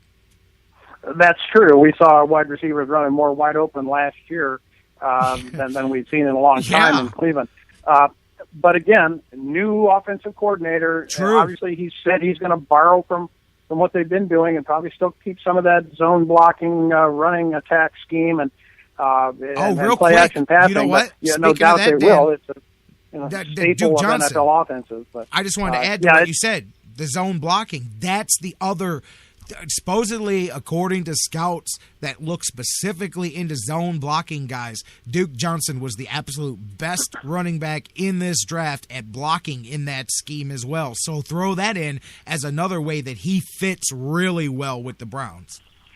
Yeah, and by the way, just to be a little bit contrary, let me just throw this out, and I tweeted it out a little bit before the show, but yes. Now that we've seen who the Browns took with their first-round pick that they acquired from Buffalo, is it fair to ask now that, right now if you approach Buffalo and you said, okay, Buffalo, we're going to trade you Justin Gilbert and Cameron Irving for Sammy Watkins, what's your take on that? I mean, would you rather have a roster right now that had Sammy Watkins on it and did not have Justin Gilbert or Cameron Irving, or would you prefer the two guys that we've got? I mean, it's not necessarily fair to ask that question, because if you have the one guy, maybe you're drafting differently this year than you ended up drafting.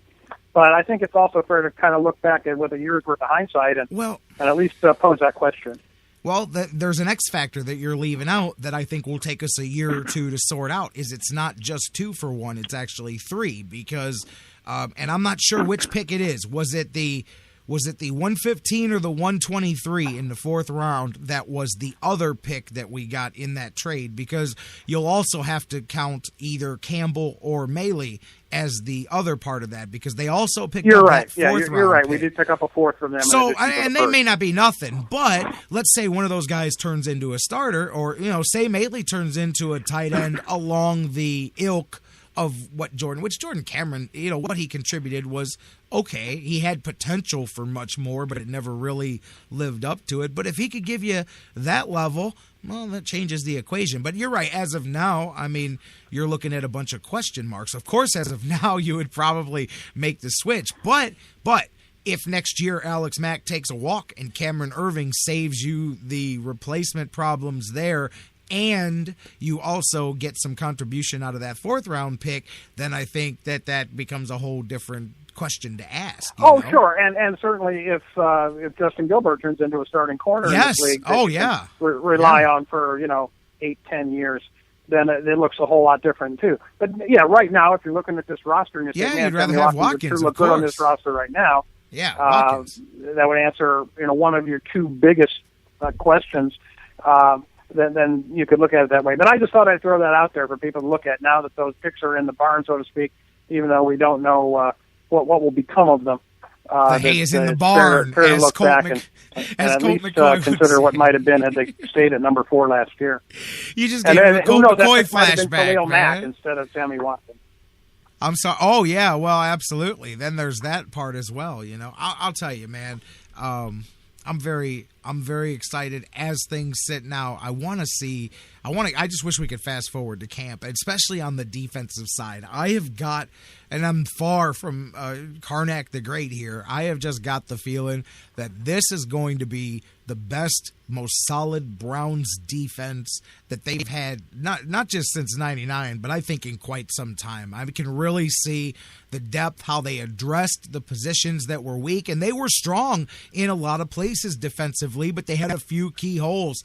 Man, I think especially they've got a group of guys. They're going to move Armani Bryant to linebacker and see if he can get some edge rush. I hear good things about Xavier Cooper. We were talking about Orchard there. Mingo's going to have a fire under his ass because there's now 2 or 3 new guys that are going to be fighting for his job, trying to take that edge rushing position there. So somewhere in that group of guys, there's going to be a pass rush added to what we've got. And then you've got Shelton, who's going to shore things up in the middle, and he's artificially going to make the pass rush better because now guys are going to have to stay home on him for the run, which will theoretically open the edges up. I think once you add a bit of teeth to this pass rush, I liked Tremont Williams enough to replace Buster Skrine in the short term that I think this Browns defense will be credible and they will be legitimate regardless of what they do on the other side of the ball all season long. They've got depth to survive major injuries. I think that this Browns defense is going to be legit.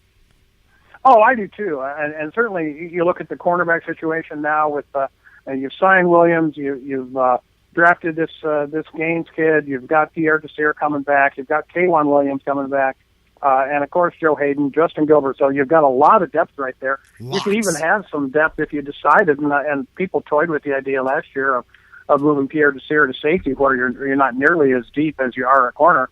And I like the idea of that move. Throw in the draft choice Campbell, who I've liked as a Big Ten player, as a 4-year starter and a smart guy. Look at Campbell and Benamosi and also Desir as your backup players to Whitner and Gibson, and you've got a nice little rotation there in safety as well. So certainly the secondary is as deep as it's been. The tackle position, I think you've got to look at some of the guys they've acquired, Randy Stark maybe, and Kitchen certainly as guys that are on the bubble because you got Gibbs, you got Shelton there, you've got the rookie Cooper, and you've also got you just signed John Hughes to a new contract. Des Bryant, people like that, they're all coming back on that defensive line, and a couple guys that were playing a lot last year are going to be out of work. Yeah, absolutely. And that, to me, it should make you feel great as Browns fans, because that is finally living up to the whole mantra of driving competition at the positions, which is what the Browns like to say, is you, no matter whether you're a good team or bad team, you want to always be turning over the bottom part of that roster. But the Browns were doing it in a bad way because they were so thin that they were literally just looking for scraps and hoping to find a slight contributor here and there. These guys here, and again, everybody loves their draft the day after the draft, but there's enough legit ball players, there's enough legit athletes in here that I think the Browns should add at least 6 to 8 bodies to their full game day roster, either starters or backups or special teams, and they'll easily add another half a dozen of these guys probably to the practice squad, the ones that don't make it. So you've driven competition. You've knocked off some of those dead weights on the bottom of the roster. And as we keep mentioning, there's a lot of guys that are either going to be out of jobs or they're going to finally have to kick it into gear. And I'll stick up for Mingo all day for playing one-armed and playing hurt, and I love that. And he is definitely tough, but his butt is against the fire because the Browns aren't giving up on him, but they're stacking up options around him where they're making it clear to a guy like Mingo, hey, we love you, man. We'll give you a chance to perform, but we've got guys ready to step in, so it's time for you to move or get out of the way, and that's what's going to make this team better all the way around. Yeah, I agree, and Solomon's another guy they brought in last year that played and showed a couple of flashes. Plus, you convert Armani Bryant to that position. You assume Kruger is going to start on one side, but you're going to challenge Mingo with Orchard and Armani Bryant and the other kid you just mentioned on the other side. So yeah, you've got your Solomon for one. So yeah, it's a good situation, and certainly the talent is improved. I like the fact that they took 12 players. Oh, by the way, one free agent that I got to just kind of point to as being a guy maybe to keep your eye on is Kyle Prater. That's what I mentioned earlier. Kyle Prater from Northwestern. Absolutely, exactly. Man. Yes. Who came out of Chicago area, if I'm not mistaken, was one of the top wide receivers in the country as a high school player. Went to USC, if I recall, and then transferred to Northwestern halfway through his college career. Had some injuries, but the kid's 6'4". He's long and fast, and a guy that maybe, Browns get lucky once in a while, can come out of nowhere and help his team. He's certainly big enough and got the size and speed to play in the NFL, has had some injury history, but he's a guy that, let's face it, USC doesn't recruit chopped liver out there, and he ended up then going to Northwestern later, but, so again, he's just a guy to watch, as far as if you're looking for guys that are coming in as free agents trying to make this team as wide receivers, he's a guy to look at.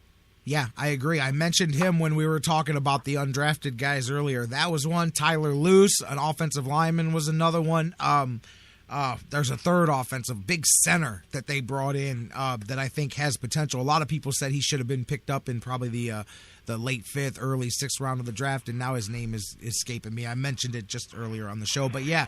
And I mean, Ray Farmer found 3-4 guys that contributed to this team last year, and I expect the same thing here. But Kyle Prater is definitely one, and I was looking at him kind of talking in that hybrid tight end receiver / thing too. I think that there's a lot of hybrid potential here. Same thing as you said when you looked at the 2 guys that they drafted late. I mean, probably not guys that are plug-and-play guys, but I mean, I think one of those 2, whether it's Johnson or Telfer, has a chance to perhaps develop there. I mean, I like the veterans that we have in their way, but I think one of those guys, somebody there, gets into that mix with those guys there come into camp, man, and I'm very excited to see.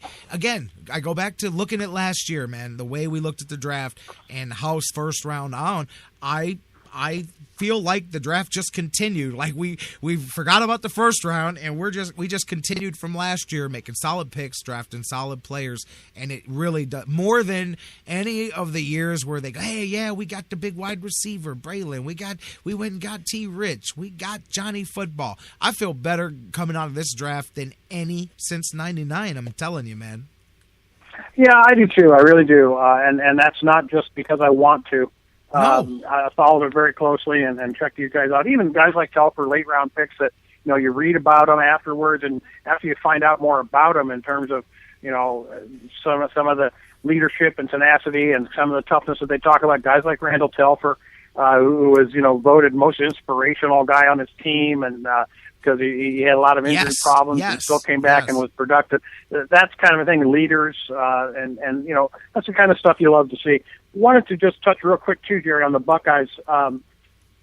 People probably heard, of course, that Devin Smith went to the Jets in the second round. That was big, and that they basically had 5 players drafted, but then a slew of other guys signing as free agents. You nailed a couple of those, too, man. Yeah, absolutely. Yeah, just to run them down. Doran Grant, of course, went to the Steelers. That's a kid from Akron and local favorite. What did we say last week, by the way, when we were talking about Doran Grant? You called that one, Jerry. We knew it. We knew they were looking at those Buckeyes, baby. Absolutely. I'm kind of surprised he lasted until the 4th round. Me too. And then Hireman going to Denver. There weren't very many tight ends. People said the That's tight a end good class pick. was very weak, and that helped Hireman. That's a very good pick for them. Yeah. Then the big surprise was Evan Spencer getting drafted by the Redskins in the 6th round. I love Evan Spencer. We talked about him on Wednesday, about just a guy that does everything for you, a special teams player, great hands, he'll cover punts, so they're going to be happy with him. And then Michael Bennett, somehow, people were concerned about his physical status, I guess, because no way Michael Bennett should have dropped to the 6th round, but he got drafted by Jacksonville in the 6th. So that was the 5 Buckeyes drafted. But then, just to run them down real quick here, Rod Smith, the running back, who was troubled, in fact, dismissed from the program, picked up by the Seattle Seahawks as a free agent. Curtis Grant, inside linebacker, signed with the Chargers. Steve Miller went to the Panthers, defensive end, had the big TD interception return against Alabama. Baldwin, the big offensive tackle, lineman, from Solon, signed with the Ravens. They loved him. Some Buckeyes also. And that's about it, I guess. Curtis Grant to the Chargers as well. I think I named them all there that I'm aware of right now as far as free agent Buckeye signings. But so far, the Browns haven't ventured into the Buckeye ranks. But still a few days before these guys are all roped in. Next year, by the way, did you see Michael Thomas as guys the Buckeyes beat were getting drafted off the board? He was pointing it out on Twitter. But next year, the Buckeyes, my goodness, they may have a whole football team drafted the way things are lining up next year. On that point, let me just say this: I think the biggest challenge for Urban Meyer and his staff is going to be to get some of these guys that are junior eligibles to stay in Columbus and play their senior years. Because if you look at it, first of all, there's 4 almost lead pipe cinch first rounders next year. If you look at Ezekiel Elliott, Joey Bosa, Taylor Decker, the left tackle, who's a blue chip left NFL left tackle, and throw in Cardale Jones as a guy that more than likely is going to romance some team into picking him in the first round. Obviously, all that's depending on staying healthy and what kind of seasons they have in 2015, but you can sort of write those 4 guys down as almost cinch first rounders. Then, you've got Braxton. Then you've got guys like Josh Perry, Darren Lee, who everybody loves. He'll be draft eligible. Von Bell could come out. Yep, he would be one of the best looking safeties in the draft next year. Eli Apple's eligible to come out after this season as well, cornerback. So it could, not only could it decimate the team, if all the seniors, and there aren't that many seniors, but Adolphus Washington's defensive tackle, certainly has a potential to be a first rounder as well.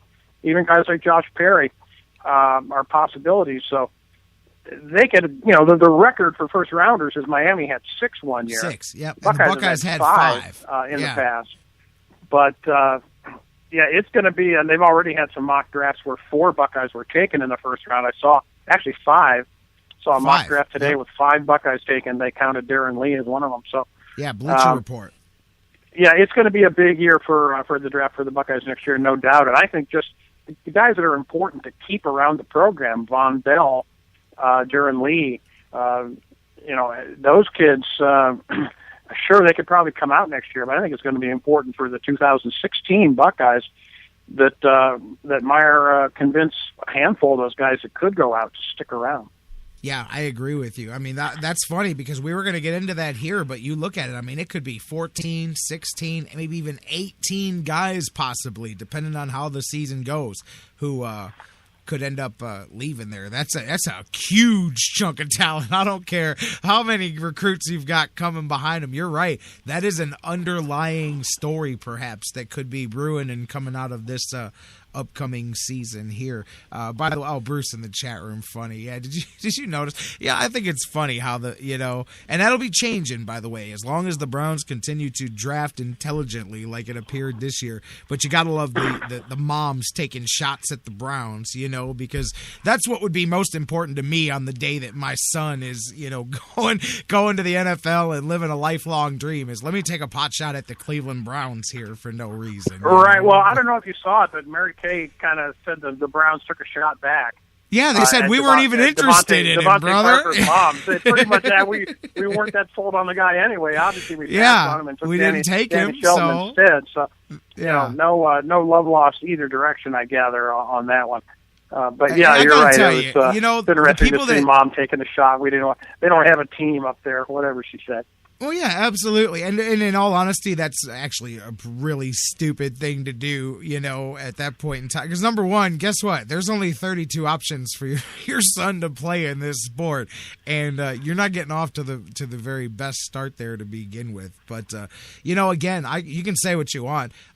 Browns draft like this another year or two, and it'll be a decade before people will be making Browns jokes again. I can tell you that, because this is the type of draft that builds a team, plain and simple. It doesn't fill your jersey stocked up with number 2s that everybody buys. It just fills you with number W's that everybody likes to watch on the actual football field.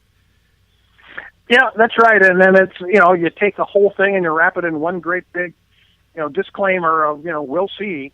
But like I said, it did appear to the fan and I think probably the outside observer too, that there were at least, serious, sober grown-ups, choosing football players. Terry Pluto always says the most important guy in the organization is the guy that picks the players. So I think they did well. And I think based on looking at the national media over the weekend and this morning, the Browns are getting good grades. The Browns are getting B+, A- draft grades on across this thing. The board. A lot of people are loving the Ravens draft as well. And everybody in the division did reasonably well. I'm not wild about the Bengals draft, but that's a good thing. But yeah, I think we're not the only ones who think the Browns did well. I think the national media people are giving them, salutes for drafting well. And rightfully so. And I think that this is something that I alluded to before the draft when we were talking, but I think this draft showed that the Browns aren't the only team that have really tightened down their draft philosophy in at least the last year or two, because I think this was the draft where I saw the least big risks taken, where I saw the more of the sensical picks and a lot of the interior linemen in the early parts of the draft, and a lot of positions that don't normally get addressed earlier, the more fundamental football positions. And I think it's because of something that I pointed out to when you and I were talking last week, just about in general, you can get hired and fired. You can make the big splash based on taking Johnny Manziel in the first round, and if it doesn't go well, most likely you got 3 years on the job. If you draft Danny Shelton's and Cameron Irving's in the first round, you'll probably get 10 years to prove that you can build a winning team. And it's just being safer. And I think with the character risks in this past year with Aaron Hernandez and Ray Rice and Adrian Peterson and all that, I think we saw a shift in the draft philosophy around the NFL into more mature players, less risky players. Everybody ran as far as they could from La'el Collins. They said, hey, man, we got nothing to do with this. Plus, everybody knew if they drafted him, he was just going to sit out and come back out last year. They said, hey, why would we waste a pick drafting this guy? And now he's going to have to come in as a free agent. But I think you just see a more down-to-earth – of course, some teams take chances, but mostly a lot more less risk, a lot more of the sure thing, because guys want to keep their job. Well, no doubt. A couple things there. First of all, certainly Ray Farmer could be accused of going conservative this year as a way to, quote-unquote, be safe and to, keep his job. Certainly a lot of pressure on him to do that, and that was, I think, noticeable. Now, that's not necessarily a slam on him. I'm like I said, we were both glad that he was conservative and yes. and went with safer picks and filling needs with BPA, best player available kind of talents. But yeah, and then you see guys like Beckham, Dorial Green Beckham, going Tennessee everybody in the first round passing on a guy who was probably at worst the third or fourth best receiver in the draft. You see about seven receivers picked. I think, didn't he go in the second, Jerry, to was it the Cowboys that drafted him? Tennessee took him. No, Tennessee took him with their second pick, yeah. Tennessee in the second round, yeah. And, there's a guy who, people shied away from, same like you Randy said with Edwards. Collins. And guys backed off on, Shane Ray should have been top 10. He ends up going in the 20s. So, yeah, there were some teams that just decided, okay, don't need the headaches, don't need the hassles. I'm not gonna take a risk, and throw Josh Gordon onto that list of cautionary tales. Yes, that the teams are looking at to avoid at all costs when they pick their players. Say, hey, taking Green Beckham, to me, I mean, it's one thing the Browns risked, which it's the same, I guess. A second-round supplemental, it still, takes a second-round pick from your team. But, man, they went and took the same risk that the Browns did, man. And that's one that, if it goes well, you're like, boy, we're glad we took the risk. But, man, that's one that you could totally see ending up very much along the lines very similar to a Josh Gordon. But, I mean, in general, seeing some of the safer picks early, I go, man, see, there's a lot of guys that are going, you know what? We're gonna do this the smart way, because you see the other way, it's crash and burn too much. I just thought it was much it just appeared in general the strategy was different in this draft than usual, and I think a lot of it is so much of the especially with the character guys, is so much of that except the Cowboys. Cowboys don't care. They'll pile everybody up over there on that team. They'll take every character issue. They'll take Greg Hardy. They'll mix them all together. By the way, did you think it was a coincidence, going off track? They signed Greg Hardy. Was it his first workout with the team? He gets into it with a teammate in the weight room or whatever, and I'm like, well, there's a good start to things there. You're going to turn over a new leaf, and you're duking it out with a teammate first day in the weight room, Well, it's not only, I heard somebody comment, it's a good point. Dallas could do that because they're the only team in the NFL where the general manager isn't afraid of getting fired. That's right. He's not getting fired. He knows it, man. Homeless guy can tell him who to draft all the time. He's good with it, man. Because right. Where was that guy? I wonder what the homeless guy thought about the Browns draft this year. I wonder if Cleveland needed interior alignment on both sides of the ball. I know we needed a. I don't think it was that, Jerry. I think they just took our advice and they had Jimmy Heisman bound and gagged in a closet. They locked him in the closet, baby. I'm telling you, man. He couldn't consult with the homeless guy this time. You know what? That's how they got him too. They were like, "Hey, Jimmy, hey." Manziel's on line one. He ran over. Hey, Johnny, how's it going? Boom. It's like in the cartoon. The door slams. He's like, guys, come on, guys. Let me out of here. And hold on, Jimmy. We got to go get the janitor. The door's stuck. And they just left him in there for the weekend, And every once in a while, they buzzed a drill and said, we're working on it, Jimmy. We're working on it. Whatever works. I saw some other people saying the same thing, that they were hoping that Jimmy was tied up somewhere where he couldn't get to the phones. Bound and gagged, baby. Absolutely. Dan Wismar joining us here. We've been talking about the Browns NFL draft. As you can tell, we are both in the positive side on this thing. I really now can't wait to get to the actual football part of things, start seeing these guys on the field all together. Yeah, they got rookie stuff this week. Can't wait 2 more months here, get some training camp, and then really drop them on the field, man. It'll be very interesting, exciting in a different way, not crazy circus exciting, just, hey, let's see how good we improved our football team exciting. That's a new way to get excited about training camp here. Hey, guys, Dan Wismar is with me, and let's shift gears a little bit, Dan. We're getting up to the end of the hour here already. Where you want to go? Let's talk a little Indians. This was a crazy weekend for the Indians. I mean, they could have went 0-for-3 this weekend the way things were looking. And somehow they took 2 out of 3, both, man, Friday and yesterday. Mike Brandenburg last few weeks has been one of his phrases has been, this team, the minute they give up a 4th spot, you just go, game's over. He's like, well, there's no chance of coming back from this one. And both times here they blow up a big inning after giving one up and then come out there. Yesterday we can get more into, but it started on Friday night. I mean, the Indians put themselves back against the wall. They're sleepwalking through everything. Boom, 8 unanswered runs, and they win that game on Friday. What a crazy weekend for this Indians team. Yeah, it was pretty wild. I was down there Thursday night, and that was a real snoozer. Oh, yeah. As they just kind of, sleptwalked through that and lost the game and sent people home, talking about Danny Shelton. And they carried it over until Friday. At least that's what I was doing on my way home, listening to the radio, like Cameron Irving and Danny Shelton. But they did. The bats did come alive a little bit over the weekend, and the one thing that surprised me, and I was looking around, this debate we've been having with Mike and about defense, defense being more than errors and fielding percentage, and of course it is, and that's well acknowledged. But I looked up the error totals for the Indians over the weekend. I understand that Lonnie Chisenhall made his first error over the weekend, but it's notable. His first error. It's May. Lonnie Chisenhall and Carlos Santana, our corner infielders, went the month of April without committing an error between them, 0. We only had 4 errors on the infield. Kipnis had 1. Jose Ramirez had 4. He hasn't played quite the consistent level of defense that we need him to play. But you've got to say, if you're looking at improvement over 2014, and remember, no one told Mike Brandenberry that the defense was going to be fixed. They said it was going to be better. At least I did.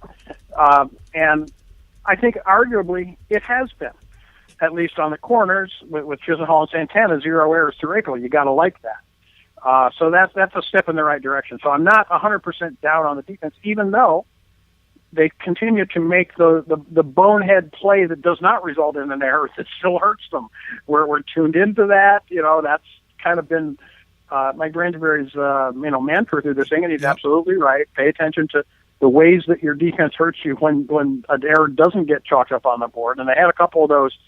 What was it, Saturday when I should say, I guess it was the Friday game when Tito was saying, we're not good enough to be that stupid, or some quote to that effect. Maybe that was about yesterday's game. I think. Yeah, that was about yesterday. They said we're not good enough to play like this, and they're right. They're absolutely right. And making that point when they just had a couple of judgment errors.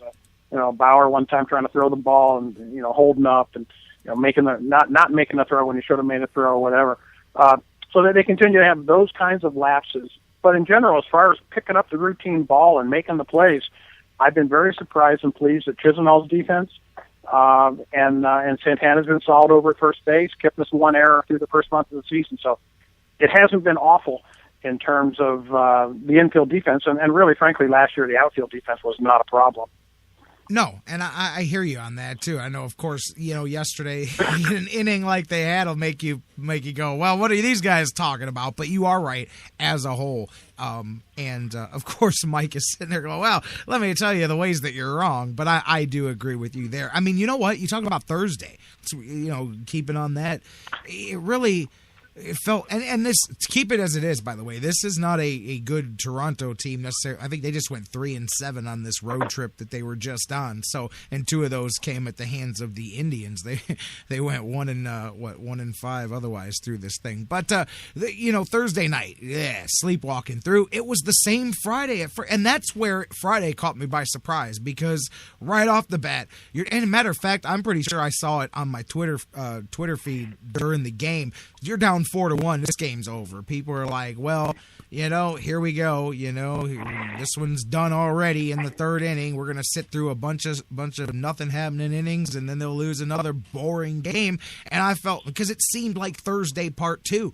Boom, Brandon Moss, Lonnie Chisenhall, Michael Brantley, Brett Hayes. Next thing you know, 8 runs later, the Indians are rocking and rolling, and they win that game. And now you're starting to feel, okay, hey, maybe this is gonna kick you out of the doldrums. You've got Corey Kluber going tomorrow, a Saturday, beautiful. The weekend's getting better and all of that.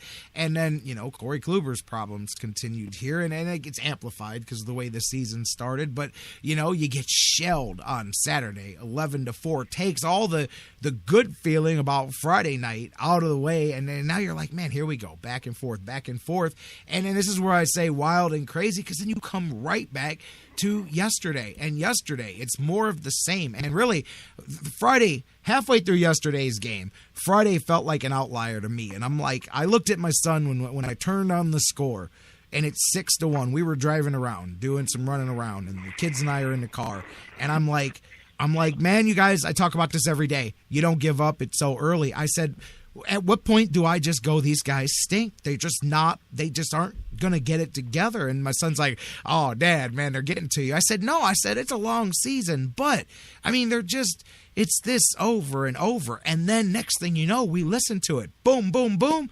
They're up 8-6. And you're like, what the hell just happened?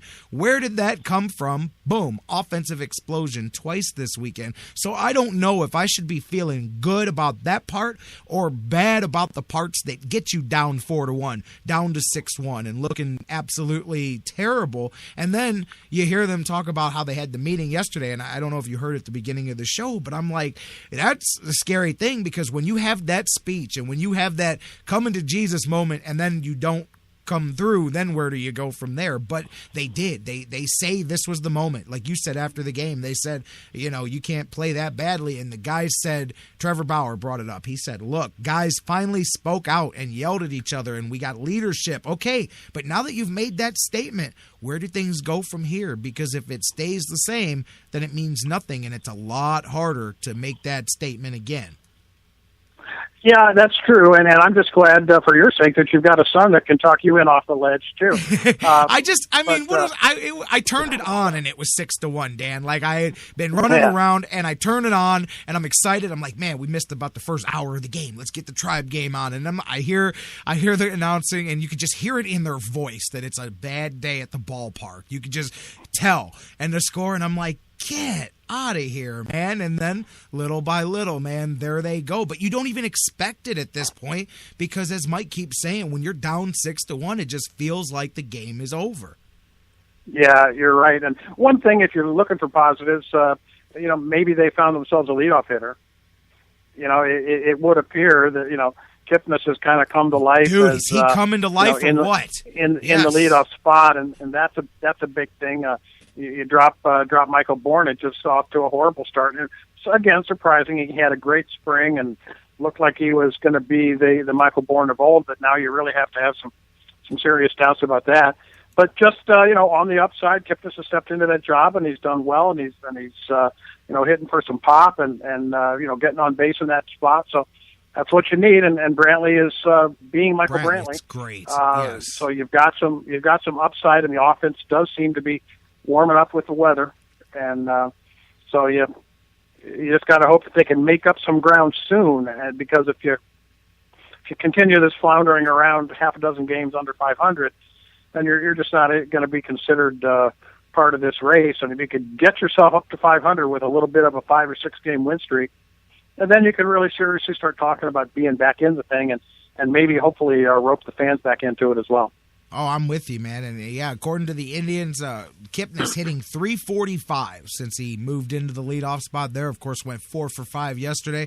You mentioned Brantley, who has just picked up right where he left off last year. Santana, he's on base 5 times yesterday. He was 2 for 2, and he had the trifecta of walks. Ryan Rayburn, as we mentioned, and there's one that nobody was counting on, and that's why, as you see the offense beginning to warm up, your focus shifts to the pitching and hoping that it can become what you thought it was going to be, because then you've got something cooking here. I mean, it's not a cliche. I don't care who tells you that you're stupid for not giving up on the Indians already, but it really is a long season. That's not just a cliche, but you do want to see things that keep giving you hope. But I mean, as the offense warms up, that's where my attention shifts now, is hopefully the pitching can get right, because you still, it's twice this weekend. Well, all 3 games you found yourself getting romped around at different times, but you found yourself having to dig out a huge holes on Friday and Sunday.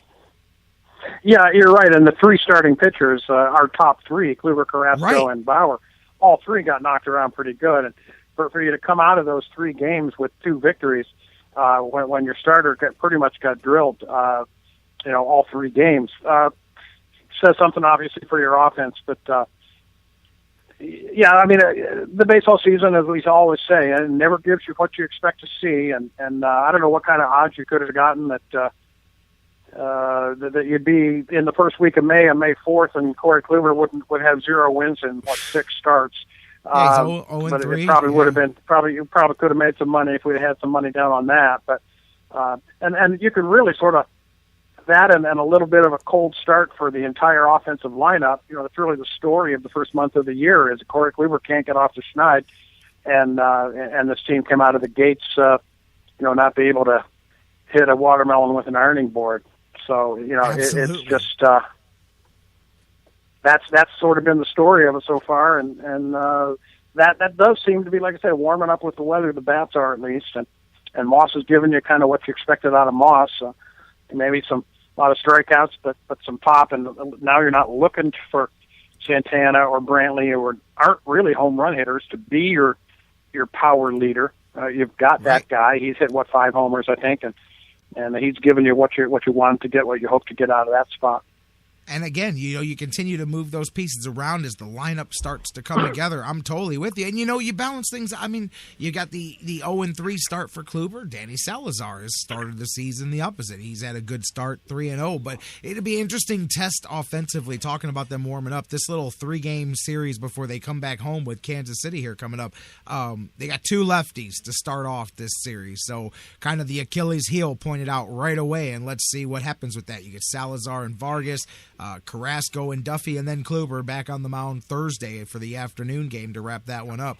But lefties, Vargas and Duffy, both of the first 2 games here for the Tribe, a day off today. I'm just very interested to see, because after the game, I go back to what I said. They talked about how they won that game, and how there was some yelling and some getting going in the clubhouse and all of that, and leadership emerged. But once you have made those statements, it's very interesting to see where you go from there, because they ring hollow the second and third time you say them. So I'm really curious. This could be, hey, we could look back to May the 3rd and go, that was the day that the Indians finally smacked themselves upside the head and say, what are we doing out here? Let's go play some baseball. Maybe they rip off a run here for the next couple of weeks that we go, hey, goodbye April and hello May. And that's exactly what you hope that this weekend did for them. And what a chance to do otherwise than Kansas City. Go to Kansas City and take 2 out of 3 in this one here. That would be a great way to start restart to your these guys, the Royals. I mean, and the 2 lefties you're facing, I think, didn't we kind of beat up Vargas the last time we faced him? I think he's the guy that we beat in that series. And Duffy is neither of these guys is Sandy Koufax. So you can't, not at all. They're just lefties. Let's just go out and get them. I mean, you've got a little bit of right-handed punch here. Perez has been hitting the ball okay. Rayburn's not doing too bad. And I don't know. In fact, speaking of right-handed punch, I was going to ask you, I haven't seen anything at all about Yan Gomes and his rehab. I know they talked about 6 to 8 weeks. And have you heard anything about whether we're closer to the 6 or closer to the 8 in terms of to the what the projection is? Or? Closer to the 6, my friend. From what I hear about Yanni Gomes is that he has been, I know some of you may have heard little bits and pieces about him attacking that rehab, but he has been aggressively rehabbing, and the Indians are talking about we may be just a few weeks away from the return of Yan Gomes, and he's only been out 3 weeks, so that would really put him much closer to the 6 weeks than the 8 or perhaps even longer that some people feared. He's definitely been rehabbing very strong. He's already back to doing a lot of things that a little quicker than the Indians thought that he was going to do. So I wouldn't be surprised if 3 weeks from now Yan Gomes is back on the field. Well, that's great to hear. I figured you would be on top of that, and I had not heard anything, so I thought I would ask. That's obviously good news. Tribe says he's a big part of what we're doing. Tribe says he's just attacking his rehab right now and just coming along so much stronger than they thought. So if that's the case, if they're talking maybe 3 weeks, then you got to figure he's probably a week to 10 days away from a rehab start, from going down and starting to play some games. Maybe 2 weeks away from playing a couple of games down in AAA, and then in the next few days you got to figure it starts to become reality that Walters and Swisher both become at least in the mix for Swisher for sure is coming onto this team no matter what. But there's some more potential for some evolvement here as the month warms up and the offense warms up as well. I mean, the Indians are far from a finished product here, but as you said, hopefully this weekend showed just a little bit, and once you take that, I don't want to say the monkey off the back and use my own cliche, but once you take that weight off and these guys just start relaxing and playing some good ball, you can very quickly put the month of April behind you. Yeah, I think so. But I think, too, it's important to go into Kansas City, a team that, went to the World Series last year, but that the Indians won the season series against, and just assert yourselves and just say, hey, we're here, get used to it kind of thing, and take a series from these guys, take them down a peg, and creep a little closer, get up under half a dozen games behind, and just make a statement. It's definitely a chance to make a statement. 3 games on the road, and you're coming home for 6 or 7 more home games, and maybe a chance to get on a little bit of a roll. We've been waiting for that roll. Hopefully, it'll come around. Hey, man, the Indians are 2-1 in the month of May, baby. That's the way you got to look at it here. With the chance, they're above 500 for the month of May, and they've got a chance to go into Kansas City and, as you said, make a statement. And then, hey, man, if you're feeling good this weekend, you got Minnesota, and you've got the first of those 95 vibes coming in. I think they've got, I don't know what they're giving away, some 95 gimmick this weekend. I think it may be the commemorative pennant flag or something like that, but they're starting the 95 commemorations here this weekend. So, man, it'd be good to be coming into there on a 4 or 5 game roll here and getting things going. I'm fired up. Hopefully this weekend really was the turning point for the Indians. We'll see, man. We'll see. Day off, then they head to Kansas City. Hey, I saved the best for last, my friend, because tonight, after seemingly eternity off, Cavaliers basketball is back on. It's live. It's in color. It's downtown, and it is round 2. Chicago and the Cavs. You ready for some hoops, man? Oh, man, yeah, it's going to be great. I just love the fact that they were able to get so much rest. That's you got to value the rest more than just about anything else. When you get a sweep and you get a chance to sit back and kick for 6 days, that's got to be just huge for guys like LeBron and Kyrie. And, 8 days. And we'll see now that we're getting back to making Derrick Rose go every other day. We'll see how he holds up. He's coming in pretty cocky. He's talking about how confident he is with his matchup with Kyrie. And I wanted to ask you this too. I'm a little bit concerned about that matchup too, especially on the defensive end with Kyrie guarding him. Do you think that? And I can't recall what they did. I think they only played him 1 game with Rose during the season. But can you see Shumpert drawing that assignment on the defensive end at least part of the time?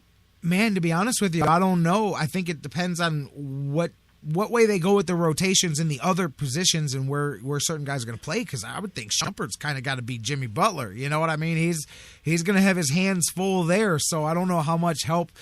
Kyrie is really going to have to take a lot of that matchup upon himself, because with the... Yeah, I'm sure he is. I was just thinking, I'm just wondering how you can... if you want to keep him out of foul trouble too, and you obviously want to, don't want him wearing down, not just over the course of a game, but over the course of 7 games. That you're going to have to give Kyrie some help on Derrick Rose. I'm just was kind of wondering, thinking out loud about where that might be coming from. But you're right. Shump would be your natural, obviously your natural there, and you probably get some help from LeBron too, depending on where he's playing, because there's going to be times he's playing the 4, but there'll be other times that he's playing smaller. That's the other thing too. I'm curious. I think tonight will answer a lot of questions about what David Blatt's come up with over the last 8 days that they've been off to scheme on whether he's going to go certain times small, certain times bigger here, the different lineups, because he's going to. And I think that's what a lot of tonight will be, is experimentation on figuring out which lineups are optimal against this Bulls team here, and then trying to exploit that, But the first game of a series is always interesting, because both coaches, both teams are feeling each other out, and it's not until you start to make the adjustments that you really get a feel for the series. So I want to see the energy level. Let's see that. There's something you and I both looked at in the Boston series. Never really felt that immediacy from the Cavs. Never really felt that extra gear, except when they would get down 9-10 points. Then they would turn it on and they'd wipe them away, and then they'd go back. So it's going to have to be there from the tip against Chicago, and I want to see that. I want to see how the Cavs come out, and the crowd's going to be obviously electric. It's going to be a great atmosphere, and we both said, not being cliche about the fans, but that whole extra man stuff is legit here. The Cavs are shorthanded. That home crowd will make a difference. I mean, we've seen the Cleveland fans take teams out of their rhythm before and literally help the Cavs win. They're going to need that extra boost here, being short Kevin Love. Oh, no doubt. And I think it's the Cleveland crowd is. I think some people have noted that they maybe a little bit less crazy than some of the crowds you get elsewhere around the league. But in the first round, in the first round they were not quite as nuts as some of the some of like the Golden State people, man. Someone was saying the other day, remember, these are the same people that go to Raiders games. That's true. So yeah, they're a little bit nutty out there. But a couple of things that you mentioned. First of all, about the bigs on Chicago. Yeah, Chicago has some big front court players, but I think you made the point earlier, and I couldn't agree more, that they don't have bruisers there. They don't have tough guys there. They've got that one fake tough guy, Noah, but they've got really they don't have any guys that are intimidating on that front line. I think that Mozgov and Thompson and Perkins can hang with anybody just in terms of the physical style of play. The Chicago Bulls big men aren't going to beat us up, and there's nothing to be concerned about there. I mean, they're going to be tough. They're more finesse players, I think, than anything else. So I don't think there's anything there. But and you made that point quite well. But yeah, certainly the crowd will be a factor for it, and you need to go 2-0, and like you say, the energy. You made the point in that last series. Yeah, you can get away with that against Boston. You can't get away with that against Chicago, and I think you're going to have to see that intensity, and I think we will. I think we'll see it right off the tip because, as LeBron likes to say, it's go time, and this is kind of what he's been waiting for to show his stuff. So I imagine LeBron will be on more or less a personal mission. Especially in these first two games, and especially tonight coming out with come off the opening tip. For sure. LeBron, matter of fact, I just saw something came across my phone from ESPN. LeBron in the pregame shoot-around said, hey, any matchup problems, I can guard anybody. I'll switch off to wherever, which is true. That's one of the things that comes with him. I'm also curious to see, everybody's assuming Shumpert jumps back into the starting lineup, and I'm not necessarily sure about that because I think you have a point.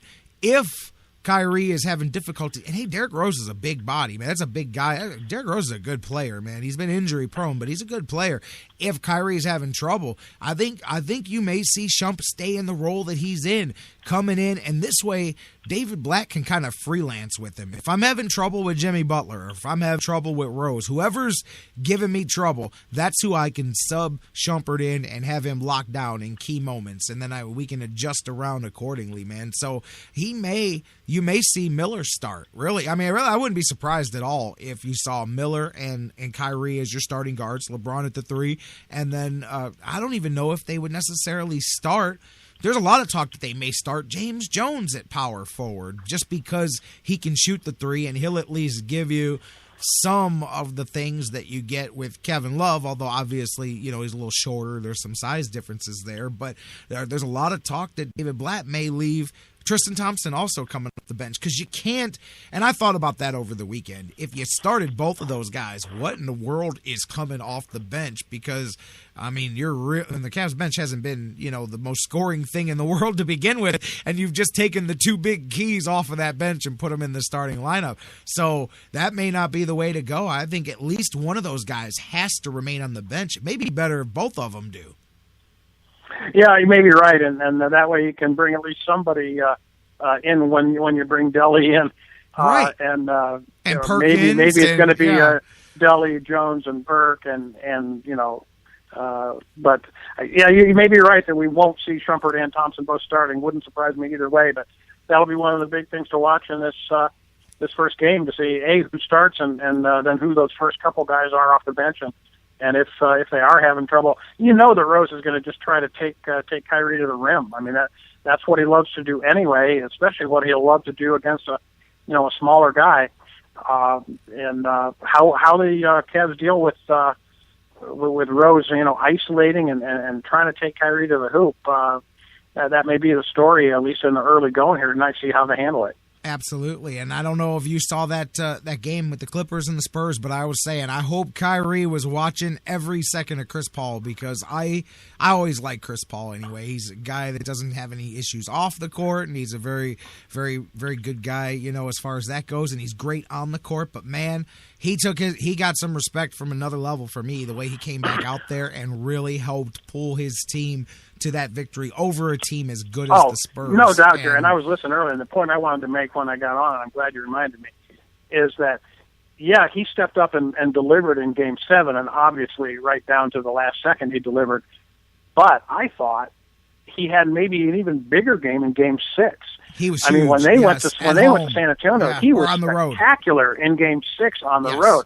I couldn't believe it. I mean, he just could not miss down the stretch. I thought, man, this guy, even before Game 7 started, I was ready to give Chris Paul the MVP, because I thought he just willed them to victory in Game 6 on the road. He was unbelievable. And he gets all kinds of due credit for Game 7. But man, oh man, it was that must-win game in Game 6 where he really stepped up, and just every big shot he made, and I don't think he even touched the rim on 90% of them. So he was just on fire when he had to be, and like you say, he earned some big time respect in my book for just those two ball games. And since we're talking about it, I have to say, after what I saw here, and I know some people are, Golden State is just, they look like they can't be stopped.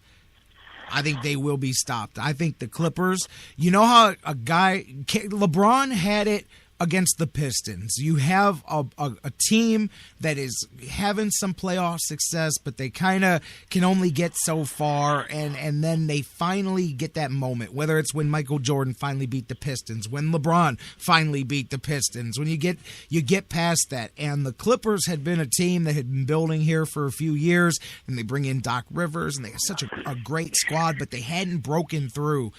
Beating the Spurs the way they did, the Spurs, I mean, that's a true championship team. The way they did, I mentioned how exhausted you could just see it on their faces. Chris Paul practically in tears talking after the game, not from emotion, from being exhausted, and just couldn't believe what it took to accomplish what he just did.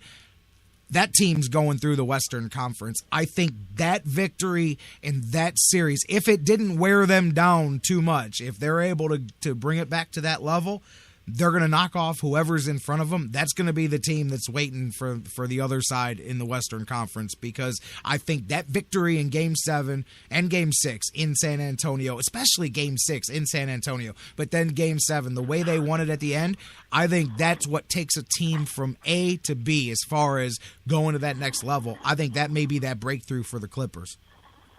Yeah, and they're that team that has, is similar to, Jordan Pippen or, James and Irving, or however you want to look at it, is the two big stars that eventually, break through and become, the superstar. I think Chris Paul became a superstar this weekend. Yes. I mean, he's always been a fine player, but I think he was delivering a message over the weekend that, hey, you can talk about all the other point guards in the league. You can talk about Seth Curry and Kyrie Irving, but, I'm the man. He stepped up and said, I'm the best point guard in the NBA. And, Russell Westbrook might have an argument, but whatever. He's in the conference finals, and Russell Westbrook isn't. So, yeah. Oh, no, I'm with you, man. And at the end of that, I still go back to the end of that Game 7. I tweeted this was an incredible game, and then there were 3 buzzer beaters after I tweeted that it was an incredible game. Each team took the last possession, scored, just like they drew it up out of the thing, and gave it back to the other team. And then the other team came right back, did the same thing, and gave it back to the other team. I mean, that was basketball at its best. And then that floater by Paul bounces up, takes the high bounce up, and then drops in with 1 second left. And then Pop was hot. The false miss start with the buzzer going off at the end and everything. And what a crazy finish! What a great thing, man! And I'm telling you, especially after the one game that DeAndre Jordan pretty much single-handedly lost with the basket interference. And then they did it it's the almost next game. Sort of sort of, poetic justice a little bit to have them win the series after they kind of gave that one away. That would have put them up a point with 3 seconds to go or something. So they deserved it. They earned it. And you may be right that they're the team that advances to the finals. That's got to be the best first-round series I've ever seen, though. I agree. I was, trying to think of one before we came on the air, and I would have to start looking through the record books and remember in my memory, but goodness, that was illegal that series was a first-round series because that was unfair. That was a finals matchup right there, man, and somebody's still got 3 more rounds of basketball to play after that. That should be the end for sure, hopefully. But again, the way they felt at the end of it, that the Cavs at some point are going to have to reach that point. The guys not named LeBron James are going to have to come through like that to where they look like Chris Paul did, where Kyrie Irving has that look on his face like, holy cow, this is what it takes to come through at this level, because you have to go through the fire and come out the other side. And hey, Cavs fans may not like to hear it, but Chris Paul and Blake Griffin had to lose a couple before they got to that point where they could knock off the Spurs. Yeah, that's true, and it's good to know that at least we've got one guy on this team that who has been there. That's right, and who has taken it, and who is wearing a couple of rings. So at least one ring. So we'll see what happens tonight. And Game 2 is Wednesday. Am I right, Jerry? Yeah, absolutely. Yeah. So okay, all right. Well, I will catch up with you Wednesday, and you got it. We'll have at least one NBA playoff game to talk about, and a couple of Tribe games too. Fired up. Dan Wismar, enjoy it tonight. Game 1, round 2 of the NBA playoffs. You and I will talk on Wednesday, my friend. Thanks, Jerry. I'll be back with you. You got it. My man, Dan Wismar. What a great conversation. We hit so many different things. It was a ton. Guys, we had 7 rounds of the Browns draft, the Indians with a wild weekend, and, of course, the Cavaliers. Here they go tonight. Let's take our final break. Come on back. We'll set the stage for that. We'll talk about the rest of the events of the weekend here. Did you buy the fight? Did you watch the fight? I watched the fight. I'll tell you about that in a minute, and we'll come back. We'll set the stage for tomorrow and more. Don't go anywhere. Final segment of The Fix coming up next. Come on, Cavs. Gotta make it happen. Come on, Cavs. Gotta make it happen. Come on, Cavs. Gotta make it happen. Yo, I'll tell you what I want, what I really, really want. So tell me what you want, what you really, really want. I'll tell you what I want, what I really, really want. So tell me what you want, what you really, really want. I wanna really, really, really want. Listen to the Sports Fix if you wanna be my lover. Guys, want to take just a second as we head into this break and remind you about the official business printing of the Sports Fix, our friends at Signs and Ship. Signs and Ship, I'm telling you, Chris and Pam, they've taken care of me since day one, and they can do the same for you. Whether you're a small business that's already been established and you're looking to grow to that next level and expand your business, or perhaps you've got an idea that you just know is going to be a great business and you need to figure out how to brand it and how to promote it and put it out there, Signs and Ship is the place for you. If you need a logo, they can create one for you. They have a fantastic graphic designer. Business cards, signs, banners, yard signs, mobile advertising, anything you can think of that you need to promote your business, they've got it at Signs and Ship. The best thing about them, too, is each of their locations, whether it's the home base here in Elyria, Ohio that I work with, or their spots in Virginia, Florida, and Pennsylvania, it's all local sourced. Very important to me because we all understand that small business is the lifeblood of the community. So check them out, signsandship.com, or call Chris and Pam today, 440-323-6060, the home office in Elyria, Ohio. Signs and Ship, quality printing at affordable prices.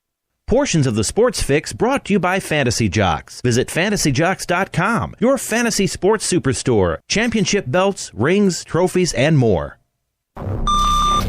Fantasy sports lovers, you put so much time, hard work, and effort into playing week to week that it quickly stops being a fantasy and starts getting real. Real time spent making real decisions, creating real victory. I'm the greatest man in the world! And when the smoke clears, you want to show off those victories with a real prize. I mean, a really real prize. Yeah.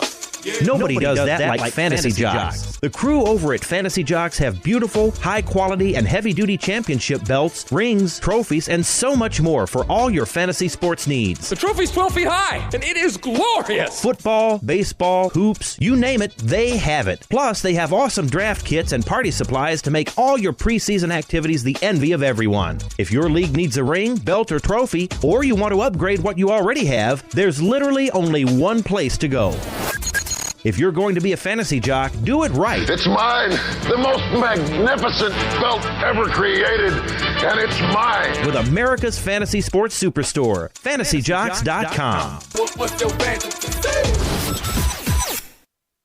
In baseball, miracles can happen when a team works together. 2 out, bottom of the ninth, down to their last strike. The same is true in the fight against cancer. That's why MLB has teamed up with Stand Up to Cancer. Because we believe that when we all stand up together, 41,000 on their feet, we can make cancer history. Now everybody's standing. What a buzz in this building. This is beyond a dream. Stand up with MLB at standuptocancer.org. The Sports Fix is now available every day on the world's largest internet radio service, iHeartRadio. Download the free iHeartRadio app, subscribe to the show, and get your fix. This is the Sports Fix. What is your name? I'm the dude. So that's what you call me, you know? That or his dudeness or duder or, El Duderino if you're not into the whole brevity thing. Dude, what do you want? Well, it's this rug I have. It really tied the room together. We are not a show to be swept under the rug. We are a show to be heard. It's the Sports Fix.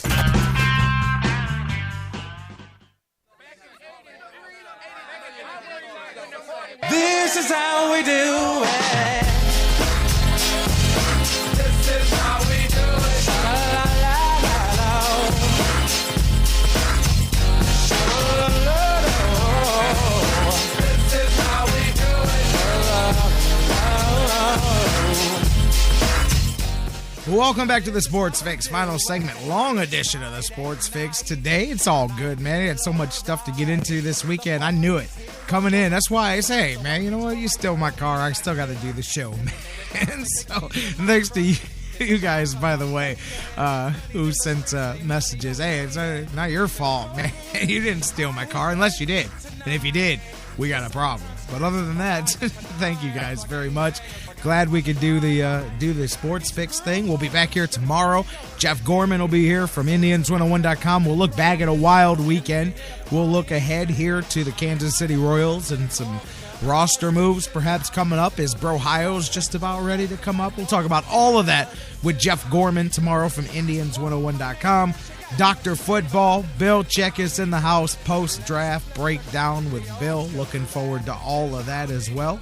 And all the usual shenanigans that we get into on a Tuesday here on the Sports Fix as we wrap things up here today. Doug Plagans, we'll get him on here sometime this week. We'll talk a little Gladiators with him and perhaps some Monsters as well. Gladiators, what a victory for them the other night. In between all the stuff that was going on, they hit the touchdown at the very last second of the game, I believe it was. 2 seconds left, and tied the game, sent it into overtime, and they knocked off Orlando on the road 56-55.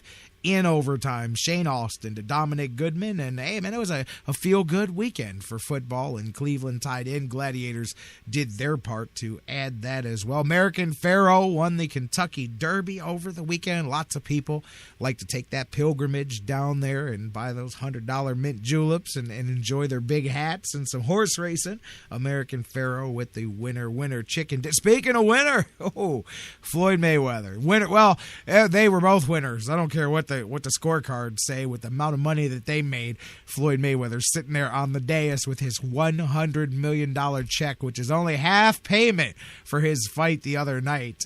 Disgusting. They had to delay the fight 45 minutes between Mayweather and Pacquiao because of the pay-per-view orders. The systems around the country were collapsing. With so many orders, it's expected to break the all-time pay-per-view record for combat sports, which was set by Mayweather and De La Hoya back in the day at 2.2 2.5 million or so, maybe a little bit more. 2.5 million, 2.8 million buys, something like that. They believe this one's going to top 3 million. Of course, double the price. There's $100 price in HD for people that paid for this. And although I hear a lot of people, there's a lot of refunds going on. There were problems with people that couldn't get in. Some people didn't get the fight until 3-4 rounds into it because of everything that was going on with the problems. Either way, a lot of money was made. That is for sure. Man, it was a rich man's night the other night when they showed on Twitter. I saw a tweet of a parking of traffic jam that had nothing to do with cars. It was a traffic jam at the airport on the private landing strips. They had literally private airplanes and jets parked like as if you were parking at the Muni lot for a Browns game. They were turned in every which way so that the wings fit in together so that they could cram all these planes in because there was a traffic jam at the jetway for the private planes coming in for this thing. That's how much big money. This was for the 1% of the 1% was what the live show was. Meanwhile, everybody at the house ordered the $100 version, and it went like all the Mayweather fights, man. Hit and run. Mayweather, I said this to a friend, Mayweather's a great boxer, but Mayweather doesn't win his fights. Mayweather just doesn't lose his fights. The minute he became a champion, he became unbeatable because he doesn't win his fights. But once you're the champion, you don't have to win your fights. You simply have to not get beat. He's the master of running, and you know what? I have to say, as much as I don't like that, I prefer to watch guys slug it out. Some of my friends yell at me and they go, hey, man, just because he doesn't get his brains beat in for your entertainment doesn't mean anything. And he's a terrible person, both of them. Both of them are bad people. Pacquiao and Mayweather are bad human beings. They both do some really scummy stuff in real life. Boxing-wise, though, that's my thing. It's called the sweet science for a reason, as my buddy Ray Rowe pointed out. The object is to take as little punishment as possible and win. So if that's the case, he's the biggest winner of them all. But I mean, he's unbeatable as a champion because he won't beat you anymore, but he can't be beat because he's able to counter and slip, and he runs and he hugs and he runs and he hugs and he does the Mayweather fight, man. And Pacquiao didn't bring it. Pacquiao, to me, was like a guy happy to be there. I know he made excuses afterwards about being hurt and not being able to take the shot, but I listened to the comments from the State Athletic Commission who said had Pacquiao's people submitted the paperwork correctly, he would have been allowed to take a shot to alleviate the inflammation, and he would have been able to have that before the fight.